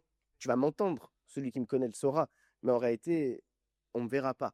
En fait, je veux contre personal brandé, mais je veux personal brandé. Et de l'autre côté, je veux compagnie brandée en personal brandant. Hum. Et c'était tout Et, un truc un peu et relou. est-ce que c'est pas ce qui va faire la diff, tu vois, sur bah, l'ère des super IA où tout va être beaucoup plus facile Parce à que là, il y aura créer? une touche. Il y aura une touche où c'est pas facile à créer, c'est pas copiable, les IA peuvent pas te le faire. Ça. Et il y aura en fait une singularité qui s'exprime à son paroxysme. Et je pense que j'ai passé beaucoup de temps sur des détails, mais que c'est les détails qui font la différence. Là où les créateurs de contenu, en ce moment, ont cette tendance à dire que c'est la quantité qui paye. Moi, je vais plutôt être à contre-courant et te dire qu'en réalité, c'est la qualité qui paye. Et que si tu fais de la quantité qualitative, il n'y a pas de souci. Ouais, mais de toute façon, là, ça va être tellement facile. Comme vous le disiez au début, c'est que la barrière à l'entrée, avec tous les outils qu'on a à l'heure actuelle, tu sais, t'as un téléphone dans ta poche, en soi, tu peux faire du contenu avec une qualité qui est largement acceptable, tu vois. Ouais. Donc, la barrière à l'entrée, elle est très basse. Il y a de plus en plus de personnes qui ont conscience de c'est important le contenu et c'est un gros leverage. Et du coup, il y a de plus en plus d'entrants. Là, faut voir, à un moment dans mon algo, j'avais plein de personnes qui avaient des vidéos qui faisaient genre 120 vues, qui Des mind popaient, mappers. tu sais, avec le. Ouais, les mind mappers. Ah là, c'est la faute à Mathis Plouet, ça. Il nous a créé une armée de mind mappers, là. Ah, c'est pas bon ça. Moi, On je en a kiffe, fait hein. aussi. Moi, je kiffe ce Ouais. format.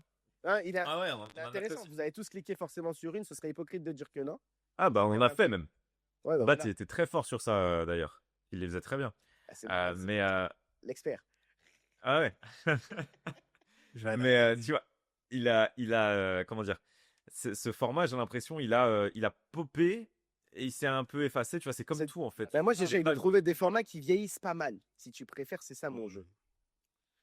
Après, une bonne mind map, si le concept expliqué est vraiment Ouais. bien amené, tu vois, c'est quand même une façon d'articuler la pensée, tu vois, de manière intéressante, tu vois. C'est un peu professoral, je trouve, tu vois. Ouais, Il y a, c'était- il y a un il y a côté juste très pédagogique. Moi, en fait, ce concept, je l'adore. Vraiment, je suis fanatique de ce concept. Mais par contre, quand tu parles de ce concept sur des concepts business, ben en fait, c'est tout le temps la même chose. En Ouais. revanche, tu vois, je suis un créateur de contenu, c'est littéralement le seul gars que je suis sur tous les réseaux sociaux confondus, il parle de crypto. Et il fait que des mind maps avec des graphiques et tout, moi j'adore. Et en gros, c'est pas le format qui est vraiment accrocheur, c'est l'explication qui est La, vraiment deep dessus. la Et qualité les du. mind maps business, mais putain, mais arrêtez de me dire que à chaque fois c'est VSL, funnel, il y a du trafic, c'est un tunnel de vente, c'est un tunnel de vente, tu vois. Enfin, genre, il y a On a fait le aucune, tour. il y a rien littéralement que j'apprends dans ces trucs. Ouais, je Et suis c'est tout d'accord. le temps la même chose. En fait, si tu veux rentrer dans le professoral, il faut que tu sois du niveau d'un doctorant et que tu sois suffisamment bon vulgarisateur et pas en fait complexificateur. En fait, le truc, c'est que là, aujourd'hui, les gens t'analysent des systèmes, mais ils t'expliquent pas le derrière de ça parce qu'en fait, ils le comprennent pas. Et en fait, ce qu'on veut quand on a un professeur, c'est qu'il nous explique ce qui se cache, pas ce qu'on voit. Et surtout, là où tu peux faire la différence aussi, c'est quand tu apportes toi une vision singulière avec un mécanisme unique qui t'est propre. Genre Ouais. pourquoi, tu vois, l'ancien modèle ne fonctionne pas, moi mon modèle c'est ça et voilà pourquoi. Et c'est que ça soit vraiment singulier, tu vois.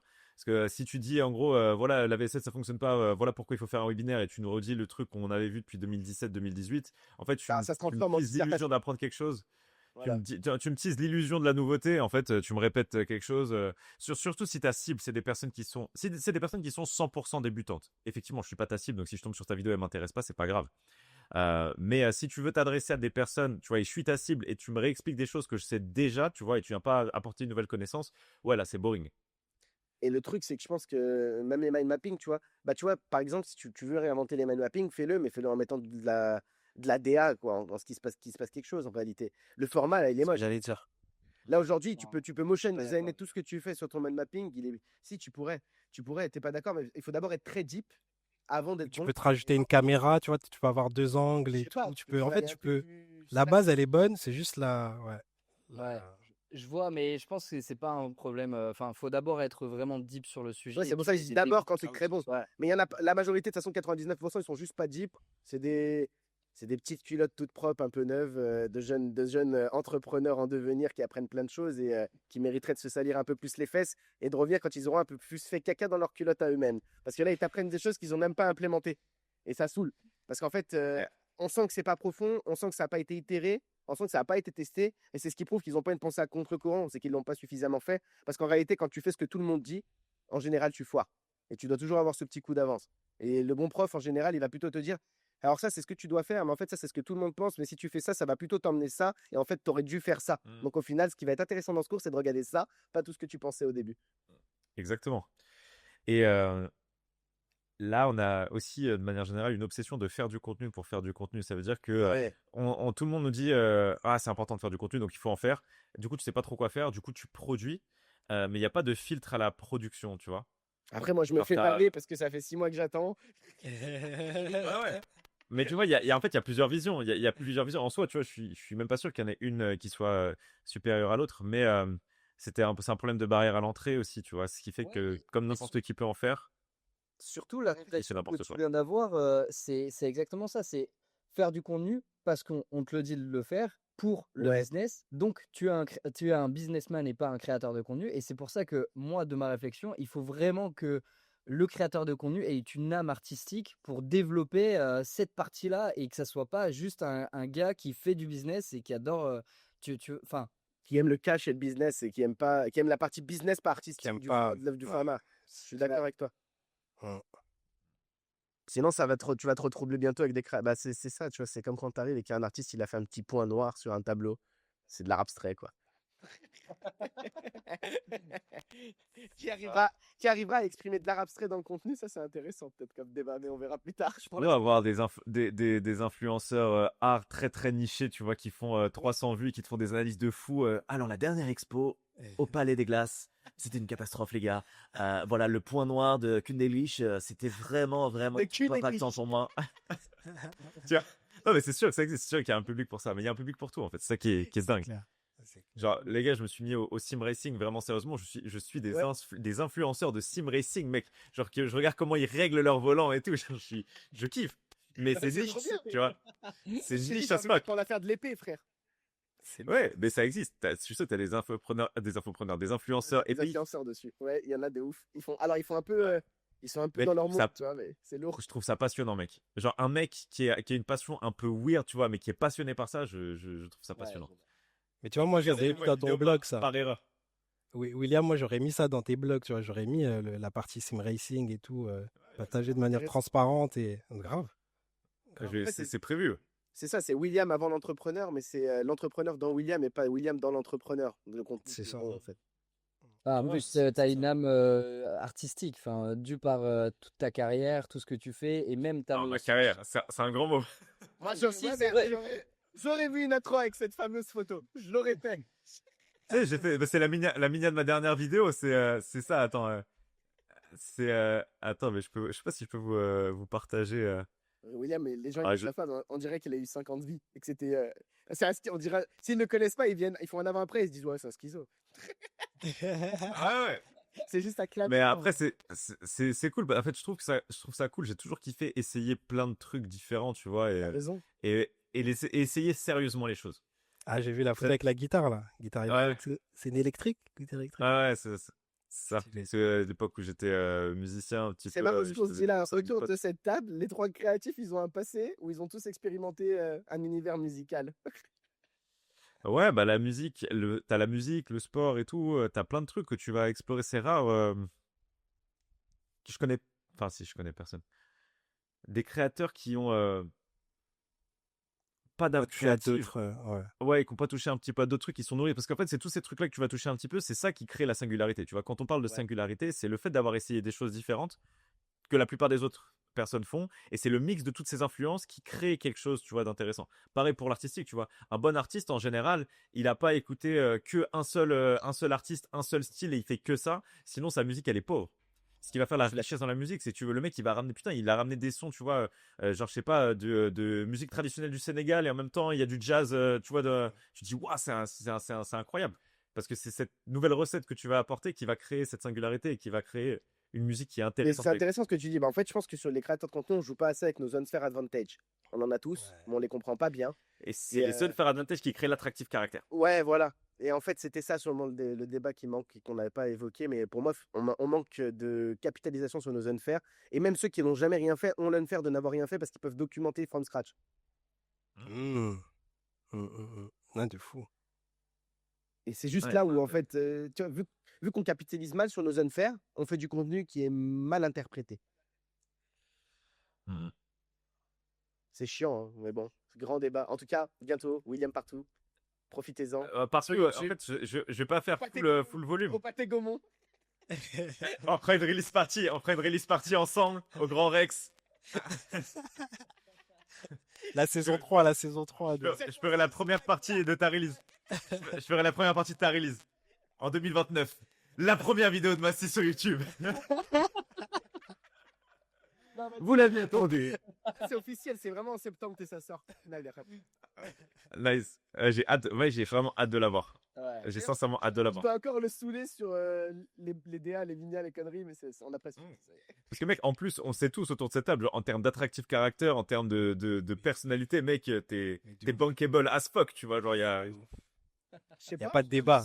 Ah ouais, non. Je pense pas. Hein, Tu pourrais juste faire des vlogs sans montage, mec. Juste tu fais des vlogs sans montage, ça, je sais que ça marche déjà, tu vois. Je pense qu'il y a un truc à faire. Hein, mais Je t'en ai parlé en plus, je crois. Des vlogs Ouais. qu'on te voit dans ta journée et tout. Tu casses-toi, c'est pas comme ça. C'est pas assez deep. Ouais. Non, mais grave. En termes de personal brand, Massy, il peut se faire. T'as un potentiel de malade. C'est marrant parce que j'ai pas de personal brand. Genre, j'ai rien fait moi pour l'instant sur le contenu. Sur LinkedIn. Mais si sur LinkedIn, t'as quand même une Sur certaine brand, t'as un style, t'as une plume, ouais. t'as une façon de t'exprimer, t'as un Je suis normal, avis. en En fait, bah ouais, mais c'est ça la personne. En fait, t'as compris, tu te connais bien et tu sais comment faire ressortir ta personnalité. Tu vois, moi, j'ai énormément de gens qui viennent, qui me parlent de toi, en disant, mais lui, c'est un tueur. Mais des gens, tu sais, qui n'ont rien à voir avec le business et qui ont cette vision de lui, dans sa catégorie, c'est le GOAT, tu vois.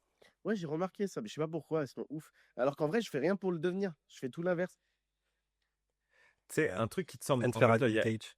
T'as réussi Il y a à- un truc qui peut te sembler archi banal dans ce que tu peux penser ou dire, mais qui est un mindfuck pour quelqu'un d'autre. Et je pense que c'est ça, des fois, la distorsion de notre propre perception.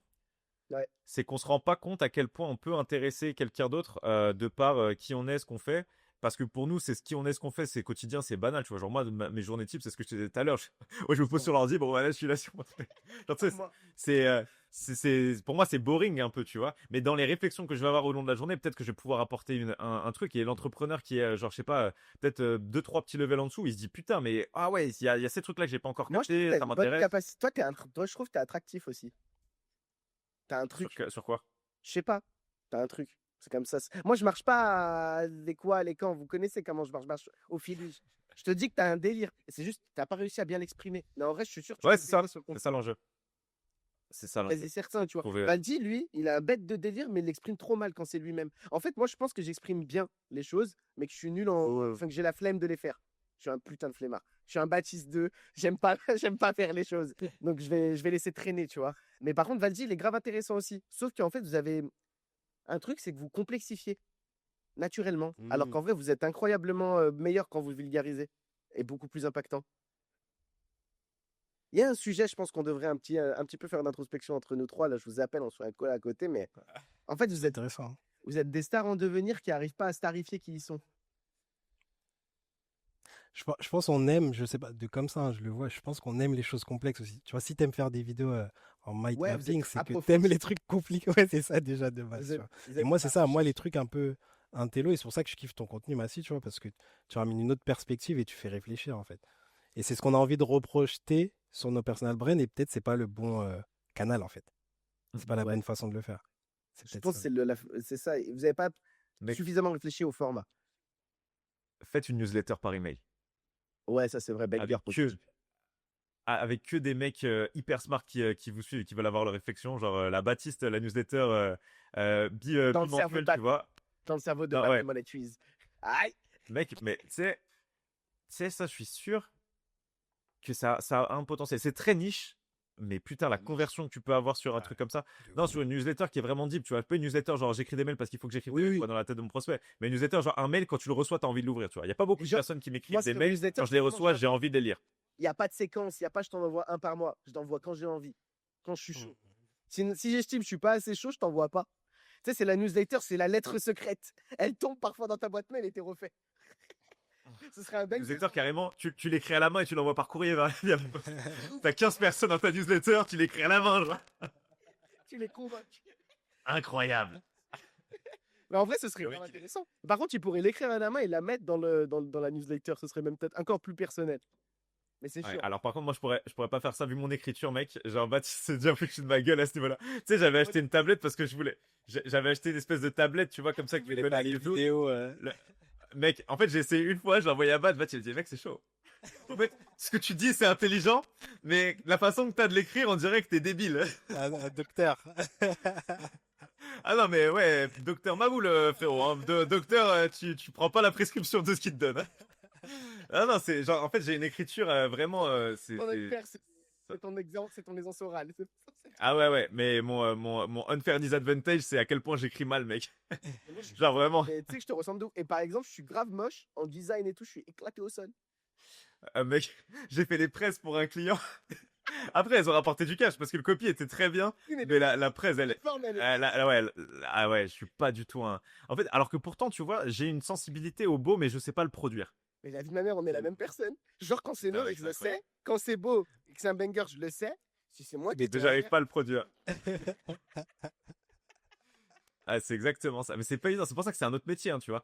Et ma femme, par contre, elle est super forte pour, alors déjà détecter le beau et te le proposer. Genre, là, on travaille avec une mini makeuse. La première vidéo de Bat qui a popé, c'est Marie. Elle m'a dit, attends, elle t'a envoyé ça. Attends, je vais faire la mini. Elle nous fait une mini mais en 5 minutes sur Canva. La vidéo, c'est celle qui a fait le plus de vues là, sur la chaîne de Monétrise au début. Là. Ça, c'est incroyable. Il y en a qui ont cette affinité. Moi, je l'aime et j'ai pas la créativité pour l'exprimer suffisamment bien. Je suis nul sur la réal. Mais Je serais jamais toi, fait Massy, designer. t'es un Socrate. Toi, moi, j'imagine Non. trop Massy, tu sais, à l'époque des philosophes, genre Socrate. Genre le mec, il a produit aucun écrit. Il a rien produit, c'est les autres. Il leur a parlé, ils ont produit pour lui. Mais je marche comme ça, je te jure. Avec la toge et tout, je t'imagine grave avec la toge. Bon, les gars, les VSL, ça m'a plu.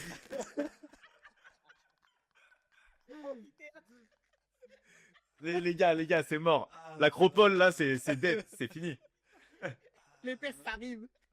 Ah, les terres, ça arrive, les gars. Les terres, ça arrive. Réveillez-vous, réveillez-vous. Faut faire de l'open world. Ah ouais.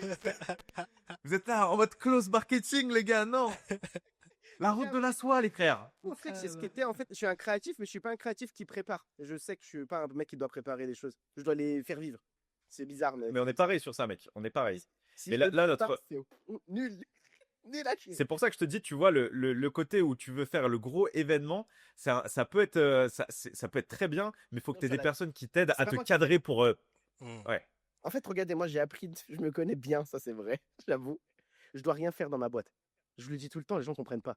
Je leur dis que le jour où je ferai plus rien, la boîte, elle va exploser. Parce que j'ai des. En vrai. Incroyable. Confession d'un fondateur. Ma boîte, elle tourne mieux sans moi. Non, mais en vrai, elle tourne super bien avec moi, mais elle tournera mieux sans moi. C'est une réalité qu'il faut accepter, je pense, avec un moment de croissance. Et je pense que c'est justement pour ça que pendant 6 mois, j'ai bossé sur tous les sujets où j'ai pu faire intervenir toutes les personnes autour de cette table d'ailleurs. Parce que le mec est trop chiant et un peu trop deep et qui veut vraiment faire les choses bien. Mais en gros, la boîte, elle n'ira jamais mieux que le jour où je travaillerai plus dedans, mais que je serai que dessus. Ouais. Parce que la réalité, c'est que j'ai ce côté où je sais que moi j'aime bien, tu le sais, William, tu le sais, Bat, tu le sais, oui. Moi, je crée du chaos, la vérité, j'aime bien ça. J'aime pas quand ça. Enfin, il faut qu'il se passe des choses, il faut que j'ai des idées, il faut que ça avance. Par contre, faut pas que c'est moi qui réalise, il faut que c'est eux qui fassent pour que ça aille plus vite, pour que ce soit implémenté, pour que. Et aussi parce que j'ai ce côté idéation, mais je vais pas être bon dans la réalisation créative des choses. Donc, j'imagine bien, je sais ce qu'il faut, je sais que je sais ce qu'il faut, mais c'est pas à moi de le faire. C'est chelou. Et chef d'orchestre, quoi. Chef d'orchestre. Ouais, un petit peu. Non, mais non, mais ça, c'est le pire, mec. C'est-à-dire que si tu as des idées et que ça part complètement en couille et que c'est le chaos, tu vas ordonner le chaos à tes équipes. En fait, c'est un mec qui contrôle, genre. Sinon, ça va Mais- ça va être. Non, moi, je leur donne le cœur. Après, il y a ma femme, elle filtre. Ah, voilà, voilà. Sinon. Être traduit. Ouais. Être traduit. Ça me fait penser un peu, référence musique, ça me fait penser à Dr. Dre un peu, tu vois. Où on dit, mais Ouais, Dr. Dre, il fait jamais ses prods. Mais le mec, c'est le meilleur, c'est le plus gros. Mais parce qu'il Ça- sait ce qu'il faut, Tant- je sais pas à lui de le faire. Moi, c'est pareil. J'ai un truc où je sais pas pourquoi. Je sens que c'est ce qu'il faut faire. Et quand je me fais, je me trompe rarement, comme on l'a fait pour toutes les boîtes qu'on a co, etc. C'est pour ça que ça pète tout le monde paie. Mais en vrai, c'est mieux que ce soit eux qui fassent. Tu vois, quand c'est mes clients qui font, pardon, ça le fait bien. Donc en interne, il faudrait que ce soit la même chose. Moi, je pense, les gens, ils font. C'est pour ça que j'ai dit que j'allais recruter en mode dictature. En fait, taisez-vous, vous n'allez pas à avoir d'idées. Les idées, elles viennent de WAP. Ça me fait penser aussi, tu parlais de Dr. Dre, à un producteur, tu vois, qui s'appelle Rick Rubin. Je sais pas si vous Ouais. connaissez, c'est un mec qui a une tête de Il ouf. vient, Genre, il a des... cut tout. Ouais, en fait, il sait pas faire, il est pas musicien, il sait pas faire de musique parce qu'il sait, Ouais. il sait, en fait, il a le flair, tu vois, ce dont on parlait tout à l'heure. Et en Ah. gros, c'est lui ouais, il a un goût, un flair, et ce qui fait que quand il arrive sur l'album d'un artiste, à chaque fois, c'est cet album qui pop le plus, ou c'est un album révélateur dans la carrière de l'artiste, parce qu'il arrive, tu vois, à ordonner un petit peu le chaos, orienter la création. En fait, c'est des visionnaires. Ouais, Et le visionnaire, il est pas toujours hyper bon exécutant. Ouais. Parce qu'il il se perd des fois un petit peu dans sa propre vision, tu vois. Et du coup, le duo idéal, tu vois, c'est quand t'as le visionnaire créatif un peu chaotique et t'as un peu le militaire derrière, tu vois, qui arrive à ordonner la mise en marche, tu vois, des équipes pour créer la vision, tu vois. Mais c'est pas évident. T'as certaines personnes qui ont ces deux identités en eux, tu vois, et ça, c'est très rare. Mais la plupart du temps, c'est tellement un caractère différent, tu vois, que pour que ça cohabite au sein d'une même personne, c'est difficile. Ça m'a flairé une punchline pour finir en beauté, mais l'argent n'a pas d'odeur, mais pour en faire, il faut du flair. Allez, parfait. Une jeune conclusion. Voilà. Ouais, pas mal. En plus, ça 323. Socrate, hop, il remet ça. Il remet sa toche. Hop. Allez, ciao. Ah, mais je t'ai imaginé en Socrate, là. Je vais J'ai imaginé marcher. Je vais boire le thé chez les Perses, mais je vais saouler les Grecs. Incroyable. Bon, juste, attends, si, important avant qu'on cut. Valdi, si les personnes veulent te suivre un peu plus son travail ou même travailler avec toi, où est-ce que tu peux les rediriger? LinkedIn, YouTube, Valdi, Nzambele. C'est facile.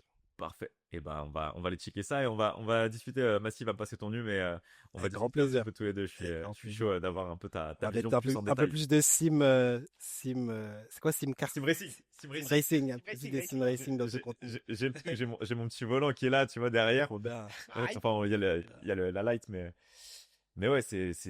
J'ai vu Mister V là, il s'entraînait pour le GP Explorer avec ça. Ouais, bah il Ouais, faut. de ouf. En vrai, il faut. Les gars, j'ai eu la chance, quoi, c'était il y a 2 semaines, j'ai conduit une Formule 1 pour la première fois de ma vie. Mon père, il m'avait offert ça pour mes 30 ans. Un délire, tu vois. Genre, Baguette. c'était la Formule 1 de Alain Prost, tu vois, c'est des Formule 1 depuis les Oh. années 2000. T'as pas d'assistance dessus et tout. T'as genre 650 chevaux pour 400 kilos. C'est n'importe quoi. Mais ça prend un parce que, en fait, ce que j'aime là-dedans, Tu c'est que comprends que c'est cette pas si facile à piloter. concentration. Mais c'est super dur, mec. C'est super dur.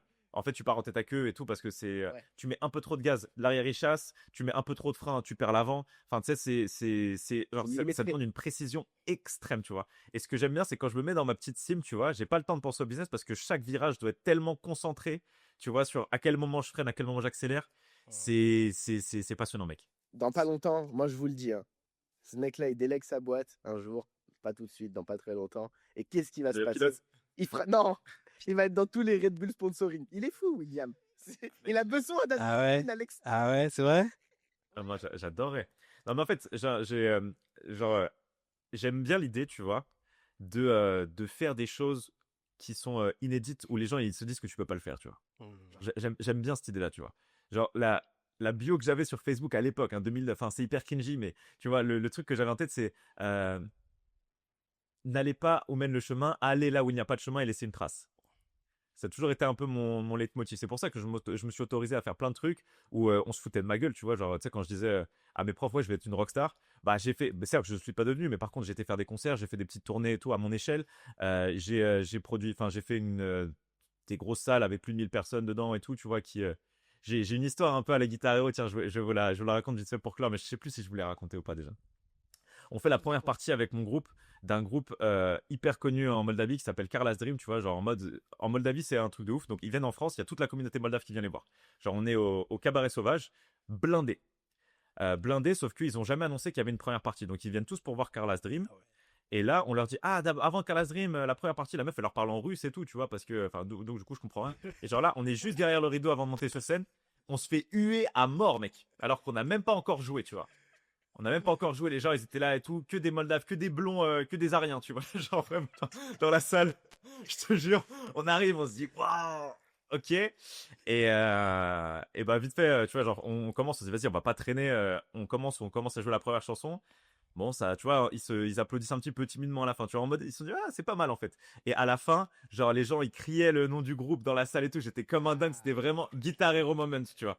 Et il y a des gens qui sont venus prendre des photos, j'ai signé des autographes et tout, et genre, j'étais là, les gars, c'est épique ce qui vient de se passer ce soir, parce que c'est vraiment un scénario, tu sais, de film, on dirait, tu sais, un film à la con, genre, tu sais, t'arrives au bout d'un moment, tout le monde te déteste et tout au début, et après, au fur et à mesure, tu vois, ils adhèrent, et là, mec, j'étais comme un dingue.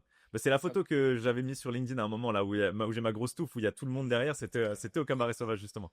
Ah, C'est c'est lourd. Mais vous voyez, ce type d'histoire, moi, je trouve c'est passionnant. Et c'est pour ça que j'aime bien bosser sur les personal brands, parce que tu as des trucs uniques. Et ça, tu le mets en contenu et tu peux faire facilement le lien avec le métier de closer au final, tu vois, qui demande de l'abnégation, qui demande du courage, qui demande tu vois, d'aller vers l'avant. Et en fait, Hors des c'est là où j'ai tu pas suivi crées plutôt. quelque chose. Ouais, Ouais. Ouais, et surtout, c'est ce qui est intéressant, c'est que tu peux, au final, n'importe quelle chose que tu as vécue, tu peux la rattacher à une autre histoire que tu as racontée, tu vois. Je pense. Et c'est ces parallèles-là qui font le côté unique. Parce que si j'avais passé ma vie dans ma chambre à rien faire, bon, bah, j'aurais pas grand-chose à raconter. Là, j'ai quand même essayé de faire des trucs. Et faire des trucs que peu de gens ont fait, ça rend le truc un peu sexy, tu vois. Parce que parler du voyage que tu as fait en Thaïlande, tout le monde, la moitié de la planète, entre guillemets, entrepreneuriale, ils ont tous été à Dubaï ou en Thaïlande, tu vois, parler de la même chose, de la même Ça façon que saoule. tout le monde, ça va saouler, tu vois. Par contre, avoir un truc un peu différenciant, là, on se dit, ah putain, c'est stylé, ça, je l'ai pas encore entendu, cette histoire, tu Je suis assez d'accord. Mais parce que, en fait, c'est qu'en vivant des choses que tu peux enfin créer tes zones faire. Et en fait, il faut faire plein de trucs dans la vie. Du coup, il faut se vois. désenfermer, il faut sortir de derrière son ordi, il faut aller voir Baptiste en juillet, il faut faire des trucs de ouf. Il faut aller voir Valdi cet été. Ou peut-être il vient, on va voir. Ouais, c'est vrai. C'est ça. Au revoir. En vrai, on va vivre des moments de dingue. Ça va être incroyable. Du coup, vous serez dans ma première vidéo YouTube qui sortira en 2029. Attends, Pour Mathis, j'ai pas pâter entendu. Gaumont. Tu viens à Bali là cet été ou pas? Je pense qu'on va essayer de faire en sorte, ça j'en ai parlé avec Shaima, vu que nous on compte pas partir et qu'il n'y a pas grand chose à faire, parce que j'aime pas partir en vacances l'été. Mais par contre, voir des potes et tout, j'aime bien, tu vois. Bah, je me suis dit, Bali, si c'est bien, jamais mec. tu as envie de dit, viens à la Mez. Il fait super chaud, non, Ça à fait Dubaï, non, l'été. Ouais, moi je suis un. Pas plus que ça. Un Renault à ma gueule. Non, mais j'entends partout, tout le monde me dit ça. Tout le monde me dit, Ah, ouais, on bon, part de Dubaï l'été. En même temps, il fait Pénible. 50 degrés, mais après, vous êtes, J'ai une autre vous question. êtes sous clim. Il fait froid en hiver en Angleterre, non? Et il y a quand même des gens qui vivent à Londres. Tout va bien, t'inquiète pas. Pas mal. Tu vois, ça, c'est l'esprit de Massy. Là, c'est Ça, c'est ce qu'on aime. Ça, c'est du Massy. Là, c'est Socrate. Bon. Bon. Allez, les gars. Faut que je team. Allez, ciao, ciao, la team. Prenez soin de vous. Tout le monde.